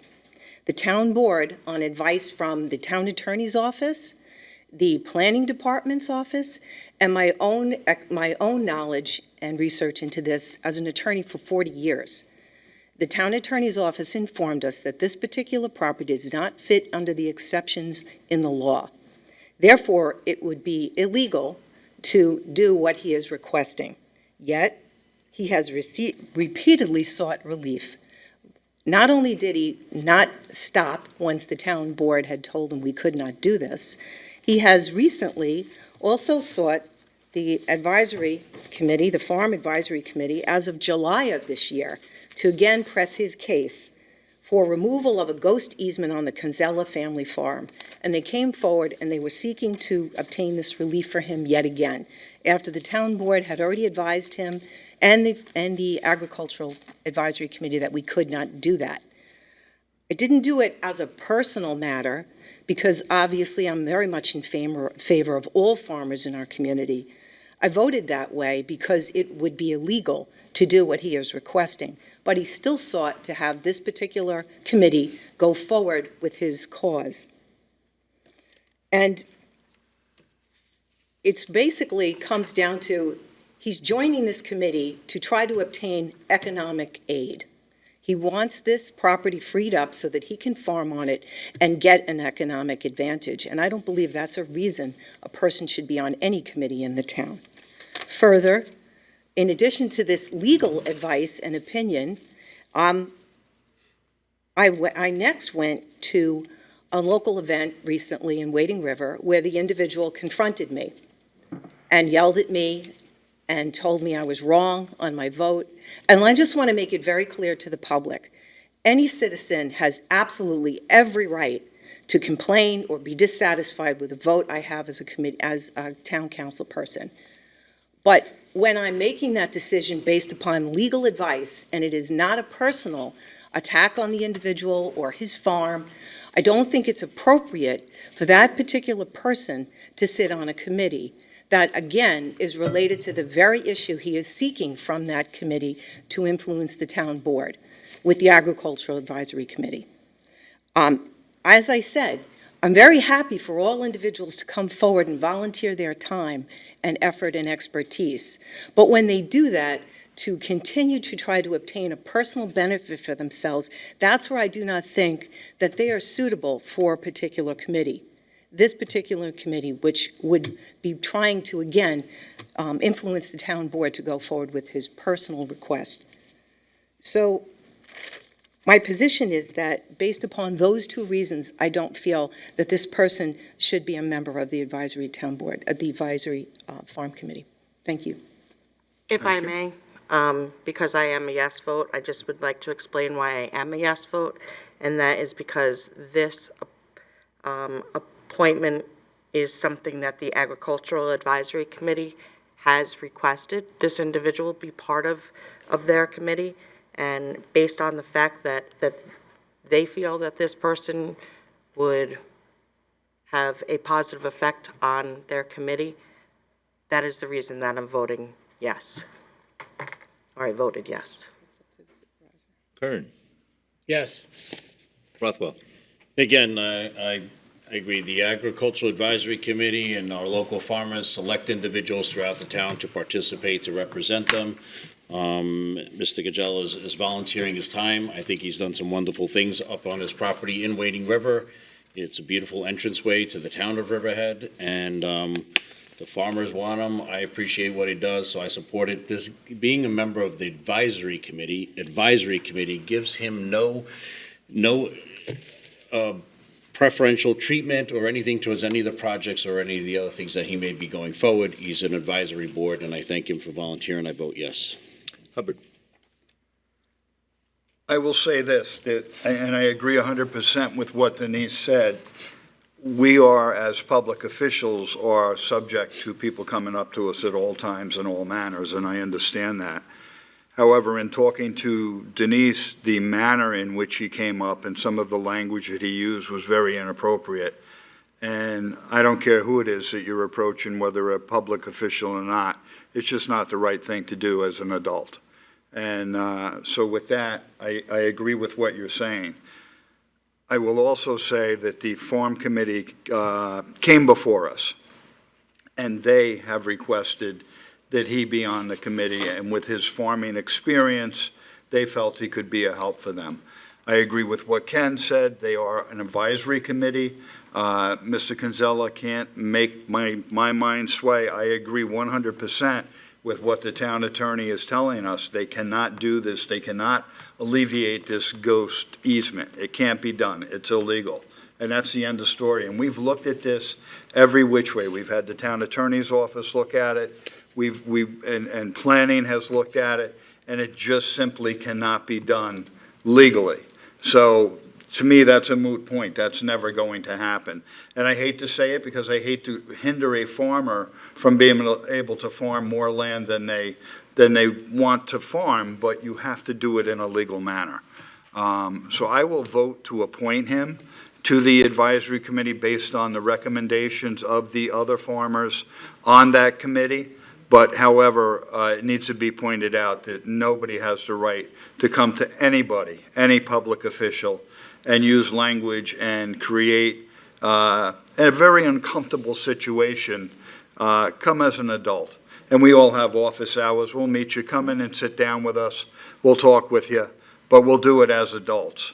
if you start acting erratic and your behavior becomes unsatisfactory to what a normal person would consider unsatisfactory, you'll be asked to leave, no different than we do here at a town board meeting.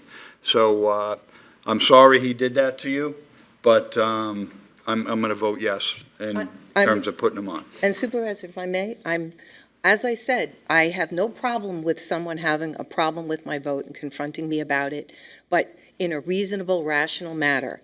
And when that person tells me that he's going to get the farmers against me and vote against me, that is a person that I do not think is a reasonable individual to be on any committee in the town. Resolution is adopted. Resolution number 758. Ratifies the reappointment of Eve Kaplan to the Agricultural Advisory Committee. So moved. Seconded. Vote, please. Woski. Yes. Merrifield. Yes. Kern. Yes. Rothwell. Also say thank you to Eve Kaplan for volunteering as part of this committee. I vote yes. Hubbard. Yes.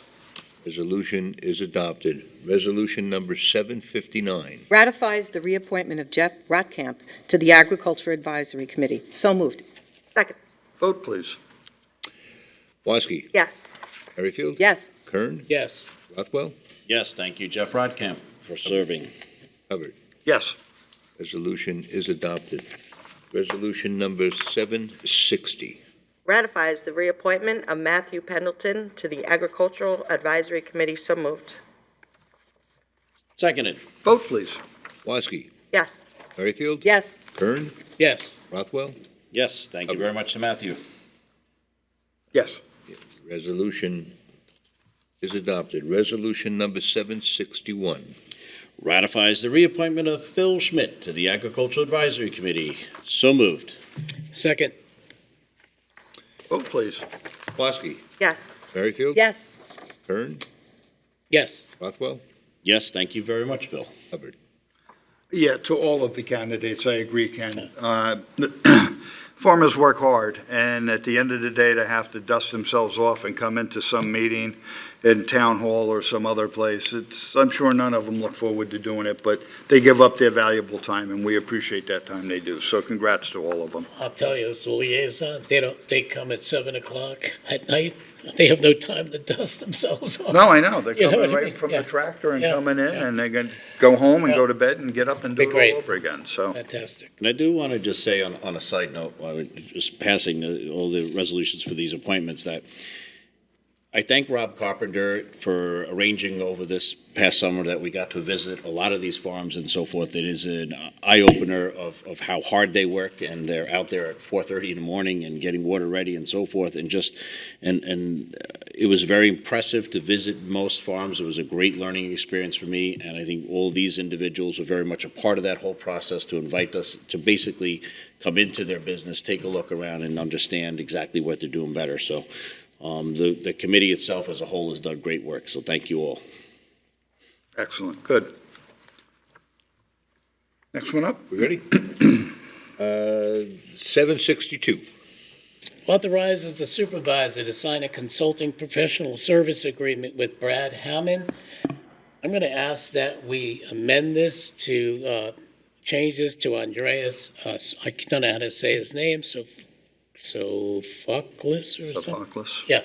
And the reason is, he sent an email, and it's clearly $100 an hour less than what Brad Hammond is charging. They both have equal qualifications, and I just can't justify paying an additional $100 an hour to someone else with the same qualifications.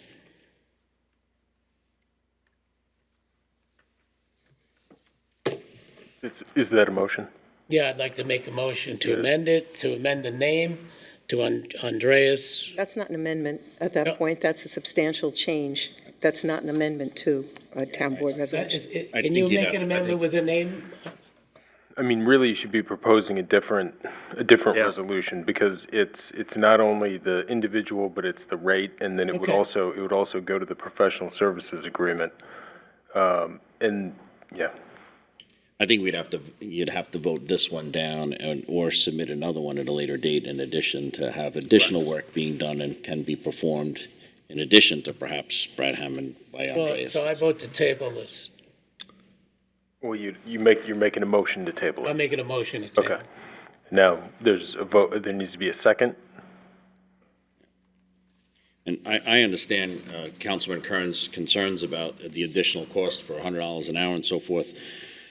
I do want the building department to get up and running. They are 4 months behind on the issuing of permits, and we do need to play catch-up. And so I don't want to delay that proceeding. And Andreas has been wonderful in the building department, and I support his endeavors. But I don't want to cause any additional delay. We need to get these projects up and going and start getting the permits issued so we can create a better tax base. So the longer we wait, I think that. I'm the only one on the board that actually worked with Brad Hammond when he was here as the chief building inspector. And I will tell you, he was phenomenal. So for the $100 an hour more, you get what you pay for. And quite honestly, I'm willing to pay the extra money because I know his work and I know he can get the building department caught up in no time. And then Bob Mueller, our new guy, will be able to just start fresh and move on. And that's why I'm gonna vote for this, but I'm not gonna second the table. Sure. Okay, so I have a quick recommendation of an actual amendment that we do need to make to the resolution. I believe it says, it references the town hiring a full-time senior building inspector. Okay, we need to amend that to a building plans examiner. Right. So there's 2 places in the resolution, one in the whereas, one in the first resolved, that references the civil service title senior building inspector, which we just previously appointed. So what we're looking to do is amend that to building plans examiner. Building plans examiner.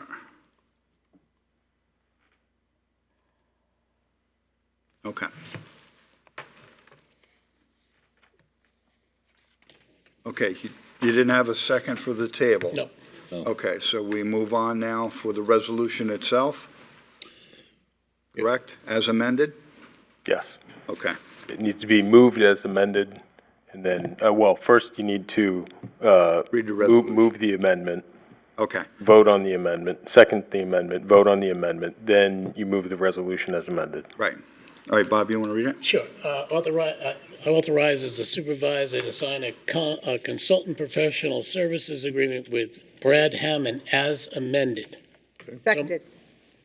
Oh, I'm sorry, I got before you. No, Sorry. we have to read the amendment first. Make the motion to amend. Motion to amend. I make the motion to amend, changing building permit examiner. Or do you want me to read the whole thing? Changing the civil service title, senior building inspector, to building plans examiner.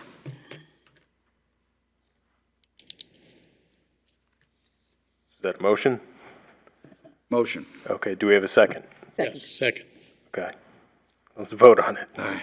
Before we vote, can I just ask, did we confirm just clearance with civil service that we can utilize this outside entity? Yep. Just want to make sure that we're not stepping out of bounds and hiring somebody that's not. Yes, so I spoke with, it's the CSEA, and so I spoke with the CSEA president. He signed a stipulation allowing us to enter into this temporary agreement to, as sort of a stopgap until the building department's fully staffed. Okay, thank you. Call on a vote on the Call amendment? it for the- On the amended? All right. Woski. Yes. Denise. Merrifield. Yes. Kern. I know Brad Hammond has a stellar reputation, but I'm voting no on principle of the price. This is a vote just on the amendment, but okay. No. Oh, this is for the This amendment? is just for the amendment. Oh, yes, on the amendment. Rothwell. Sorry. Yes. Hubbard. Yes. Resolution has been amended. Okay, now we read it again. And move it as amended. As amended. Authorize the supervisor to sign a consultant professional service agreement as amended with Brad Hammond as amended. So moved. Seconded. Woski. Yes. Merrifield. Yes. Kern. No. Rothwell. I vote yes, just I want to make sure that Bob Mueller has the appropriate hands-on work to keep moving forward to get the building department back on track, so vote yes. Hubbard. Yes. Resolution is adopted after amendment. Okay. I think I'm caught up. Resolution 763. Ratifies authorization to apply for a grant offered by the National Council on Aging. So moved. Second. Vote, please. Woski. Yes. Merrifield. Yes. Kern. Yes. Rothwell. Yes. Hubbard. Yes. Resolution is adopted. Resolution number 764. Authorizes the demolition, removal, and/or abatement of the unsafe structure for condition situated at 39 Pie Lane, Jamesport, New York, Suffolk County Tax Map Number 67122, pursuant to Chapter 217, Part 4, Article 4 of the Riverhead Town Code. So moved. Seconded. Vote, please. Woski. Yes. Merrifield. Yes. Kern. Yes. Rothwell. I'm sorry for the residents that this has gone on that long. I wish this is happening any other place. Please come forward directly to us. They should not have waited this long. I vote yes. Let's get this done. And Hubbard. Yes. Resolution is adopted. Resolution 765. Authorizes the town clerk to publish and post requests for proposals for a construction manager for new headquarters building for the Riverhead Volunteer Ambulance Corps. So moved. Second. Vote, please. Woski. Yes. Merrifield. Yes. Kern. Yes. Rothwell. Moving this project along, yes. Hubbard. Long time coming, yes. Resolution is adopted. Resolution number 766. Authorizes the town clerk to publish and post notice to bidders for food and meat products. So moved. Seconded. Vote, please. Woski. Yes. Merrifield. Yes. Kern. Yes. Rothwell. It's a long meeting. I'm hoping we can have a tasting or something for the food and meat products right now. I vote yes. And Hubbard. Yes. Resolution is adopted. Resolution number 767. Extends bid non-proton for propane fuel and equipment maintenance. So moved. Second. Vote, please. Woski. Yes. Merrifield. Yes. Kern. Yes. Rothwell. Yes. Hubbard. Yes. Resolution is adopted. Resolution 768. Extends bid for well and pump testing, evaluation, reporting, and information management for the Riverhead Water District. So moved. Seconded. Vote, please. Woski. Yes. Merrifield. Yes. Kern. Yes. Rothwell. Yes. Hubbard. Yes. Resolution is adopted. Resolution number 769. Hang on. I think they're maybe together. Come on now. Authorize the supervisor to execute a stipulation with Local 1000, AFSCME, AFL-CIO Riverhead Unit of the Suffolk Local 3852. So moved. Second. Vote, please. Woski. Yes. Merrifield. Yes. Kern. Yes. Rothwell. Yes. Hubbard. Yes. Resolution is adopted. Resolution number 770. Ratifies authorization for the town attorney to execute a retainer agreement with Settleman, Ballin, Adler, and Hyman LLP. So moved. Seconded. Vote, please. Woski. Yes. Merrifield. Yes. Kern. Yes. Rothwell. Yes. Hubbard. Yes. Resolution is adopted. Resolution number 771. Adopts a local law to amend Chapter 231 of the Riverhead Town Code titled Fire Prevention, Article 24, Penalties for Offenses. So moved. Second. Vote, please.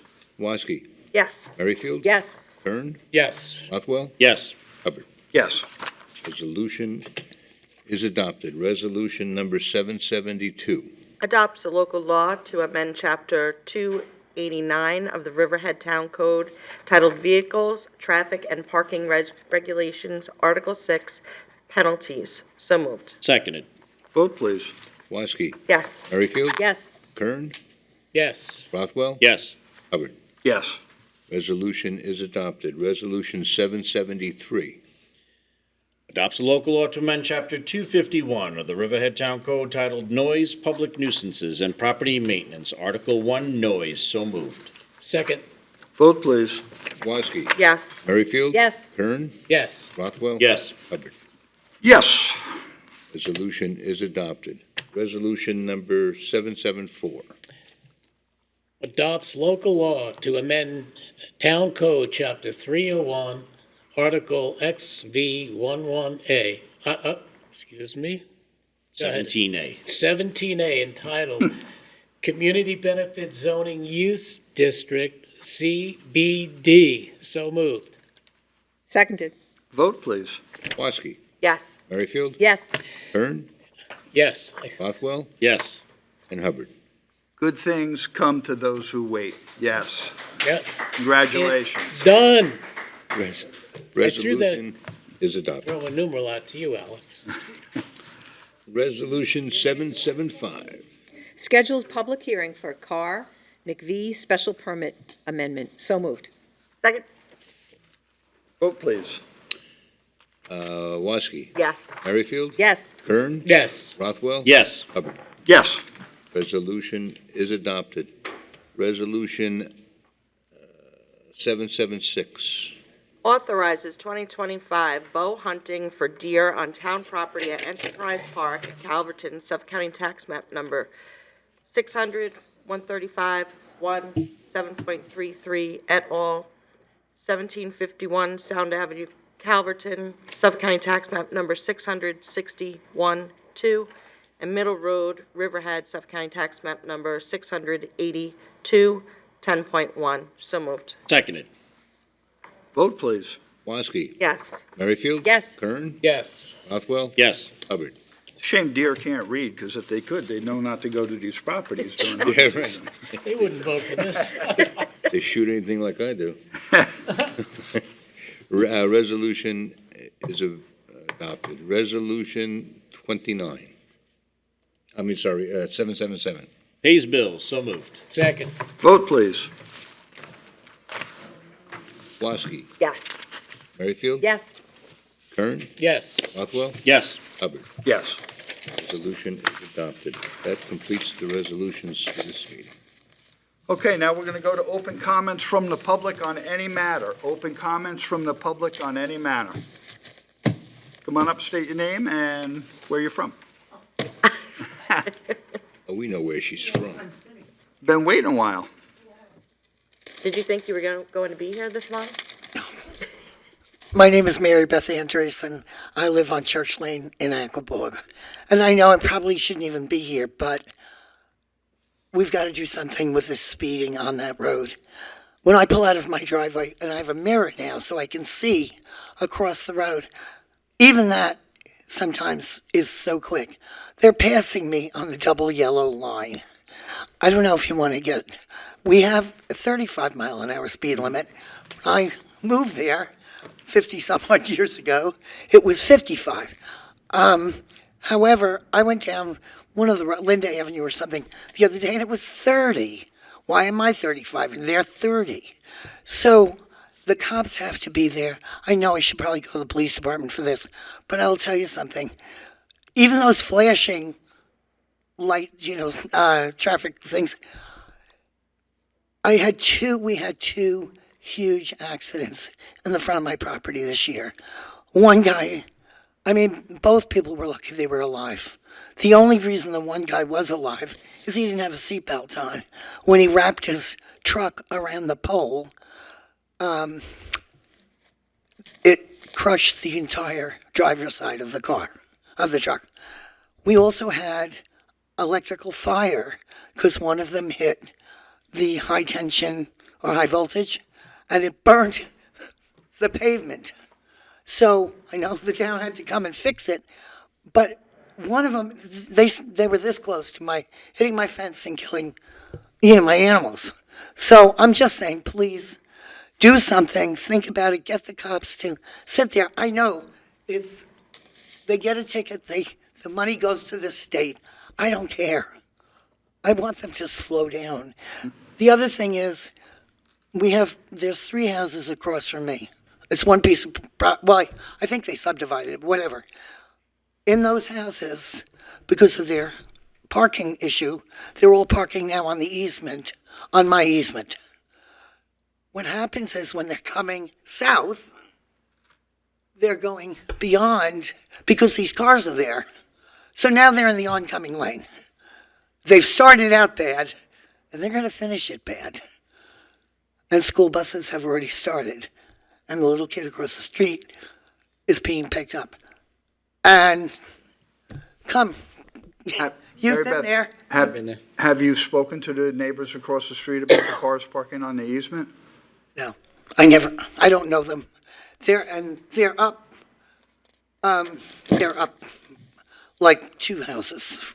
It's not the one directly across, it's not State Bonds, it's not the next one, it's the next one. Okay. It was, what's her name's place, who had the German Shepherds 100 years ago, and she had the 3 pieces of property.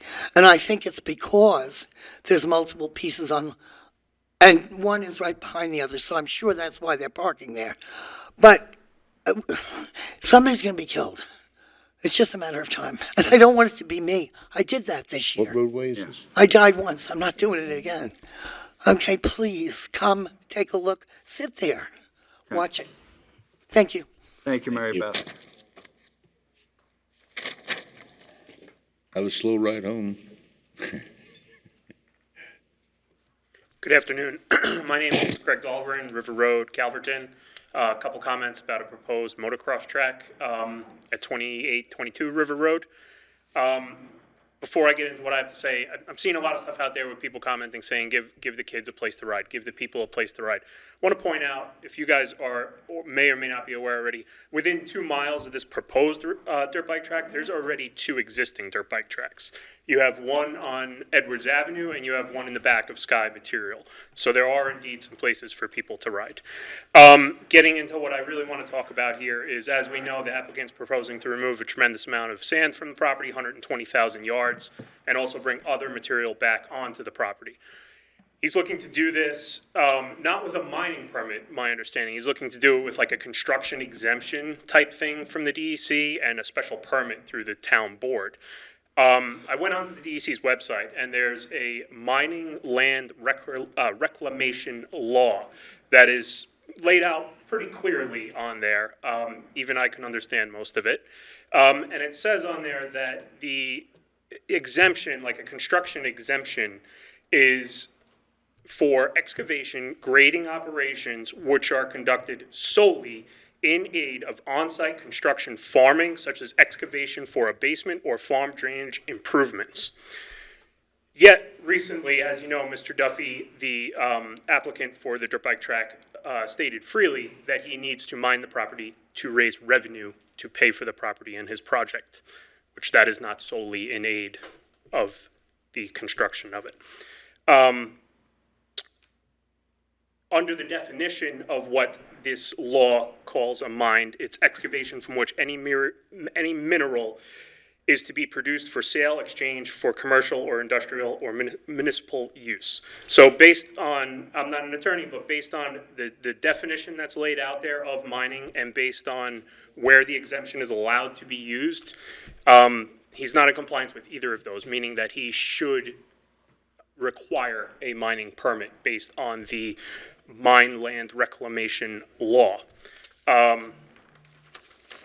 We can kind of doctor this up anyway and call it a dirt bike track. We can say it's for the kids. But again, based on this law and the comments in which he recently made that he needs to mine the property to raise revenue for the project, this is a mine and it shouldn't be going through without a mining permit. Thank you. I do have 5 copies. I kind of cut and pasted some of the excerpts, well, actually the entire portion of the mining laws off of the DEC's website that I can pass around just so you have it at your own convenience if you want to read it. You can give it to Clerk Wooten. Thank you. Anybody else comments from the public? Chief, you got something to say? No? Oh, all right. Good. Ooh, let me Well, put a this new is a paragraph treat. here. Watch out, Bob Kern, you might be going out in handcuffs. I'm just going to address the speeding complaint. I will definitely assign officers there. It's one of, we sit on the traffic safety committee, myself and Councilman Rothwell, and it's probably one of the biggest complaints that the police department gets. And it's all throughout the town, but it's not just the town of Riverhead problem. It's all over the county, all over the state. And I understand your frustration, and I will make sure. You know, I have multiple spots, so you might not see them there, all the time, but we'll rotate through cycles. They can be in the dirt on the easement on my property. All you have to do is watch them come around that curve once. Okay. And Yep. see where they are.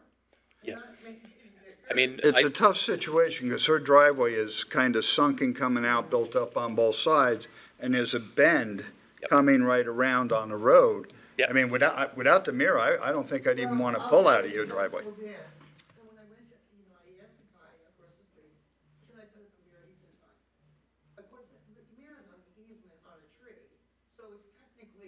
Not his anyway, it's the easement, but he told me it was his because he pays taxes. Yeah. But anyway, we went through that. Yeah, I remember that. and we'll take a look at the parking of the cars on the road as well. I don't believe I believe they're probably legal to park in certain spots on that road. I know. I'd have to take a look at the town code and go from there.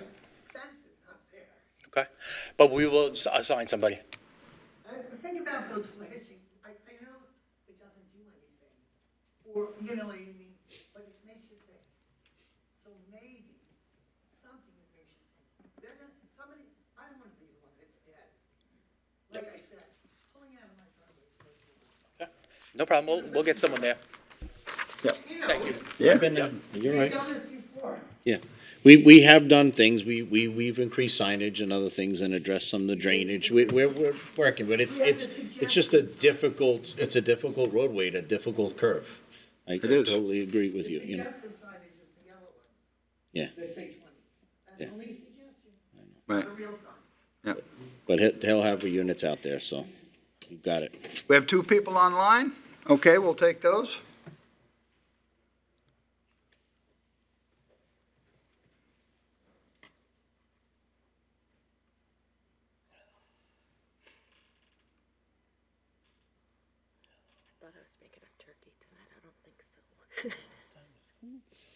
Better stop the delay and get some turkey. Fresh carved boar's head. Is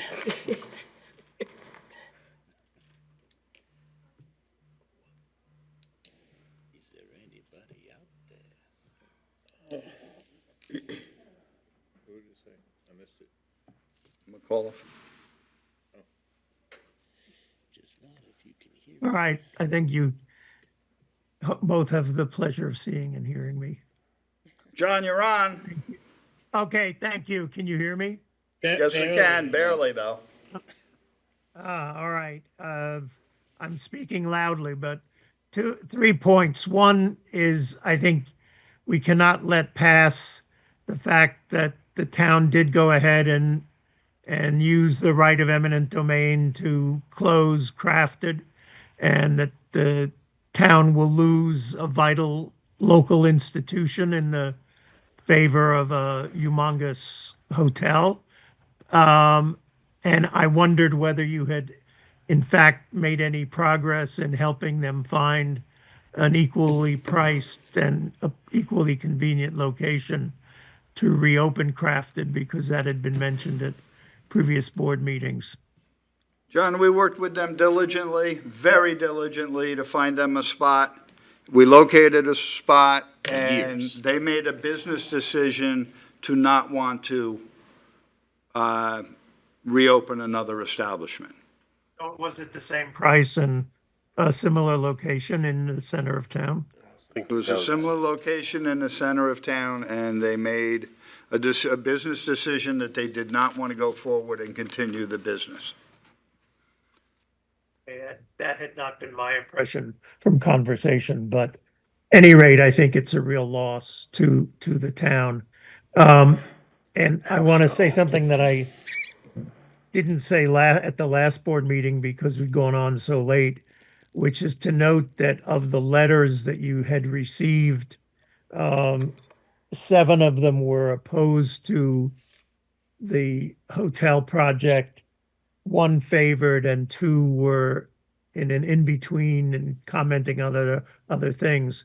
Now, you said that you had read all those letters before the actual resolution, and that's fine, but again, my comment was that those had not been available to the public because of the differentiated timing on when you post things and when the closing of the hearing had been established. So just, I mean, that's a footnote, and I don't think it would have made any difference. But as far as I and some others are concerned, we hope that before the project actually goes further, that there is some reconsideration by Mr. Petroselli and by the board to not build a 5-story hotel and condo, and to maintain and not tear down the current 2-story building, but to modify that so it has access to the park. So it is a town square and not a park for Petroselli's hotel. So at any rate, we will continue to have dialogue with you on that, and I suspect you'll hear from people in the community over the next several months. So. Thank you, John. One more online?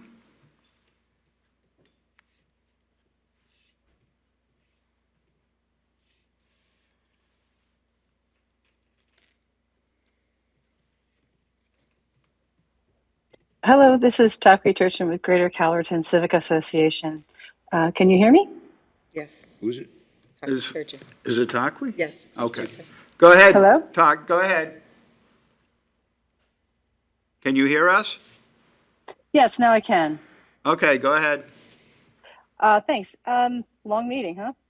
I have 5 quick questions, probably. Let's see. 2 of them are for our town attorney.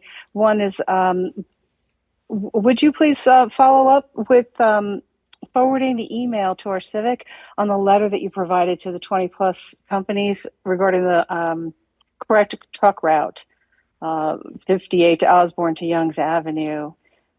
And my second question for Mr. Howard is, could we get an update on the samples that were taken at Patriot property on Youngs Avenue? Do you have one now? There weren't any samples taken at the Patriot property. Okay. The Suffolk County Department of Health went to that property with us on, I believe it was July 30th, and they didn't see anything that they thought merited sampling. Okay, I'm sorry, Suffolk County Health, you say? Yeah, Suffolk County Health Department, Department of Health. Okay. Well, then I'd just like to put on the record that we're concerned, the residents are concerned over the air, the soil, and the water, and especially the material. Another piece of information has come to light for us. On their website, a Patriot's website, it lists that they take in trash and they take in tires, solid waste, and hazardous waste, and refrigerators and ACs with Freon. The hazardous waste has us very alerted, and we can't tell what was in the materials in those mounds. I don't know if by looking at them exteriorly that would provide a sufficient answer, and I'm hoping that you'll be following up on that, either with the Suffolk County or So we yourselves. went to the property at the end of July. Myself, Deputy Town Attorney Pilo, the Fire Marshals, Code Enforcement, Suffolk County Department of Health, and the DEC. And we did sort of a global inspection, and the DEC did measurements and inspected the piles, and the Suffolk County Health Department looked at the materials that were in the piles, and the Suffolk County Department of Health, as I said, wasn't concerned with any of the materials that did not appear to be organic materials in the piles. And I asked them if they would consider sampling, and they said that they didn't see anything that they thought would merit sampling. And I asked them additionally if they thought, or if they had any concerns about anything leaching from the piles. And they said based on the depth to groundwater there, they weren't really concerned about that. the DEC issued a report on the amount of material that's there. And the composition of the material is within I think it's 0.5% or 0.05% of allowable non-organic material that's in the piles. And they also found that they did exceed by about 100 cubic yards the 3,000 that they're permitted to take in under the DEC regulations. I have a follow-up email to them sort of questioning how they came up with that amount, because it does appear to be more than that. It has to do with the bulking and how much of it, what percentage is bulking material and what amount is compost, or I'm sorry, mulch. So I'm waiting on an answer on that. But irrespective of all that, last week my office issued a letter to Patriot directing the removal of the material. I believe we put in there by September 15th.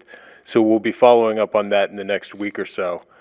And then as to your other question about the letter to the truck companies, I did send that to you following the last meeting. I sent it to the Greater Calverton Association email address. If there's another email address that you want me to send it to, I would write that down now. Oh, okay. I'll double check again. It's GCCA, like you see on screen, 1992@gmail.com. You know what? I'll send one to your office just to give you a footnote so you can respond to it. How's Okay. that? Thank you. You're welcome. The other three questions I have are for the town clerk. Is there any update to the FOIL turnaround time from the 20 days that were responded to by your office for August? Has it improved any?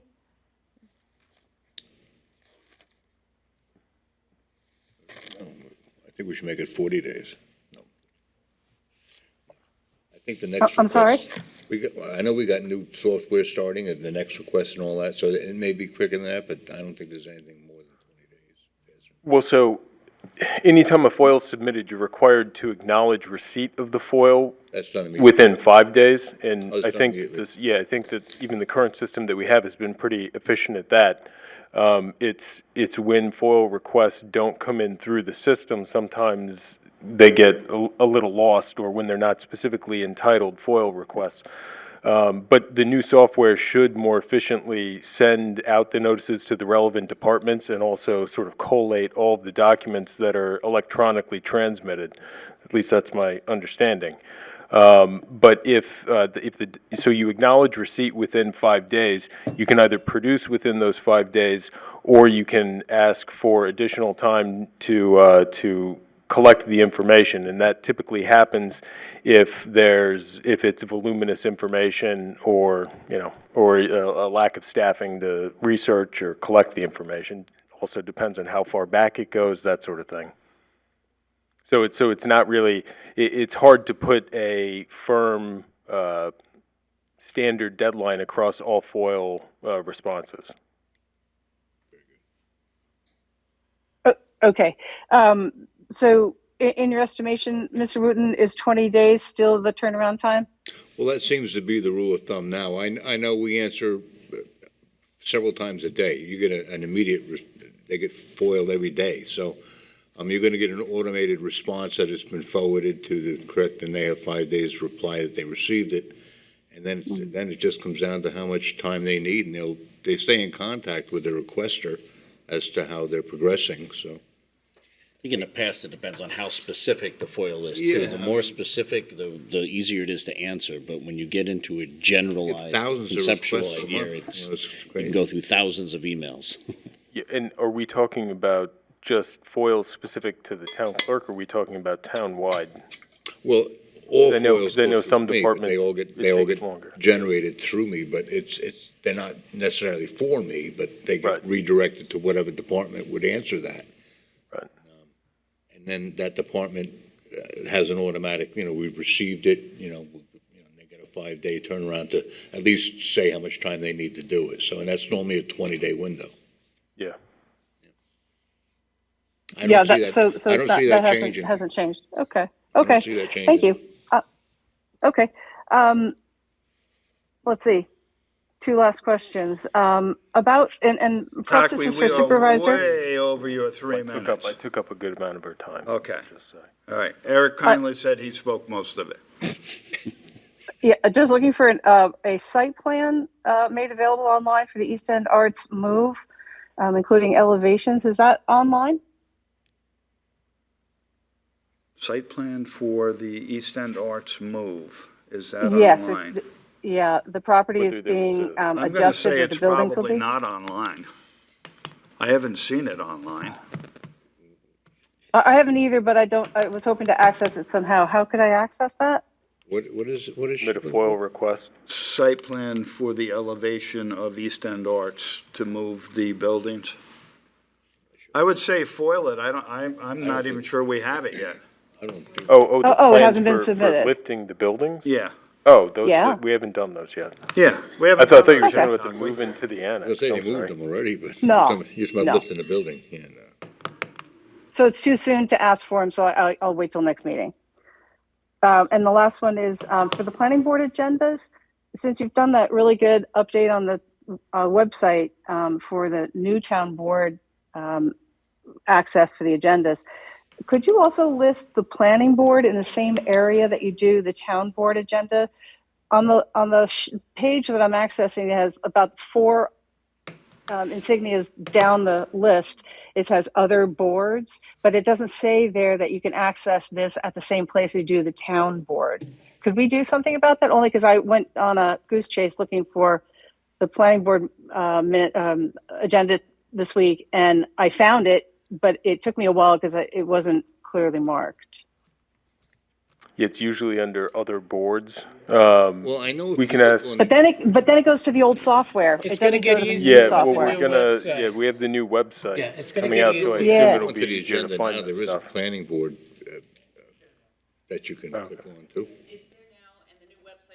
I'm sorry, that wasn't clear. It's there now. It's there now, Takwi, and it'll be on the new Okay. website tomorrow also. Terrific. Thank you very much for You're your time. welcome.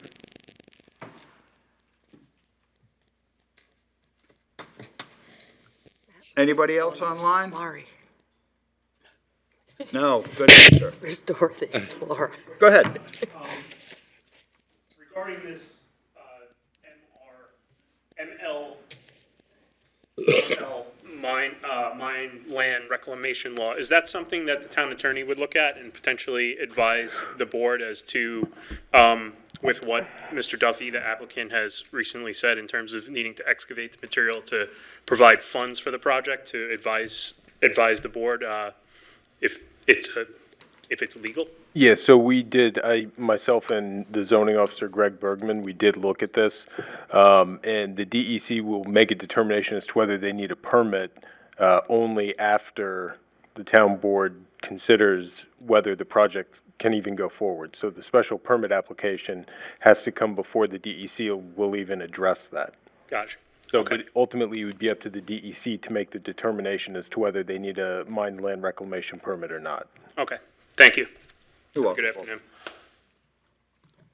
Grace, what have you Okay.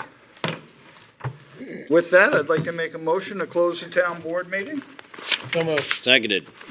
All in favor? Aye. All opposed? Town board meeting is closed. Everybody have a great weekend and stay safe and healthy.